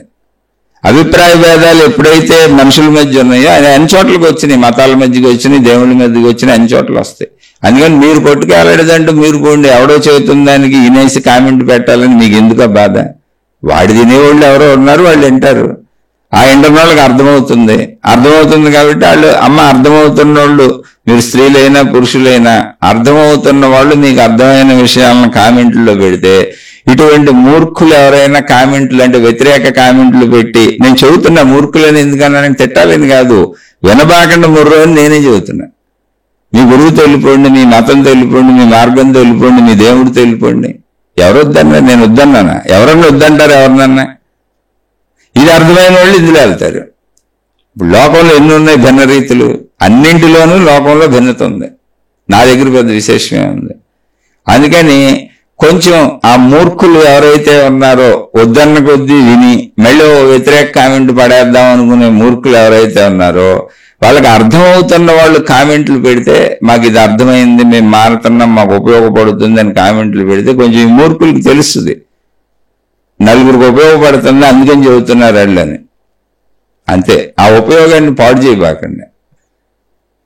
ఇప్పుడు మీరు ఎన్ని కామెంట్లు పెట్టినా నెగిటివ్ కామెంట్లు, నాకు వచ్చిన నష్టము లేదు, మీకు వచ్చిన లాభము లేదు. నాది వినేవాళ్ళు, అర్థమవుతుంది అనేవాళ్ళు ఉన్నంత వరకు నేను చెబుతూ ఉంటా. నా ఆరోగ్యం సహకరించినంత వరకు చెబుతూ ఉంటా. నా ఆరోగ్యం సహకరించకపోయినా, కుటుంబ పరిస్థితులు సహకరించకపోయినా నేను చెప్పలేను.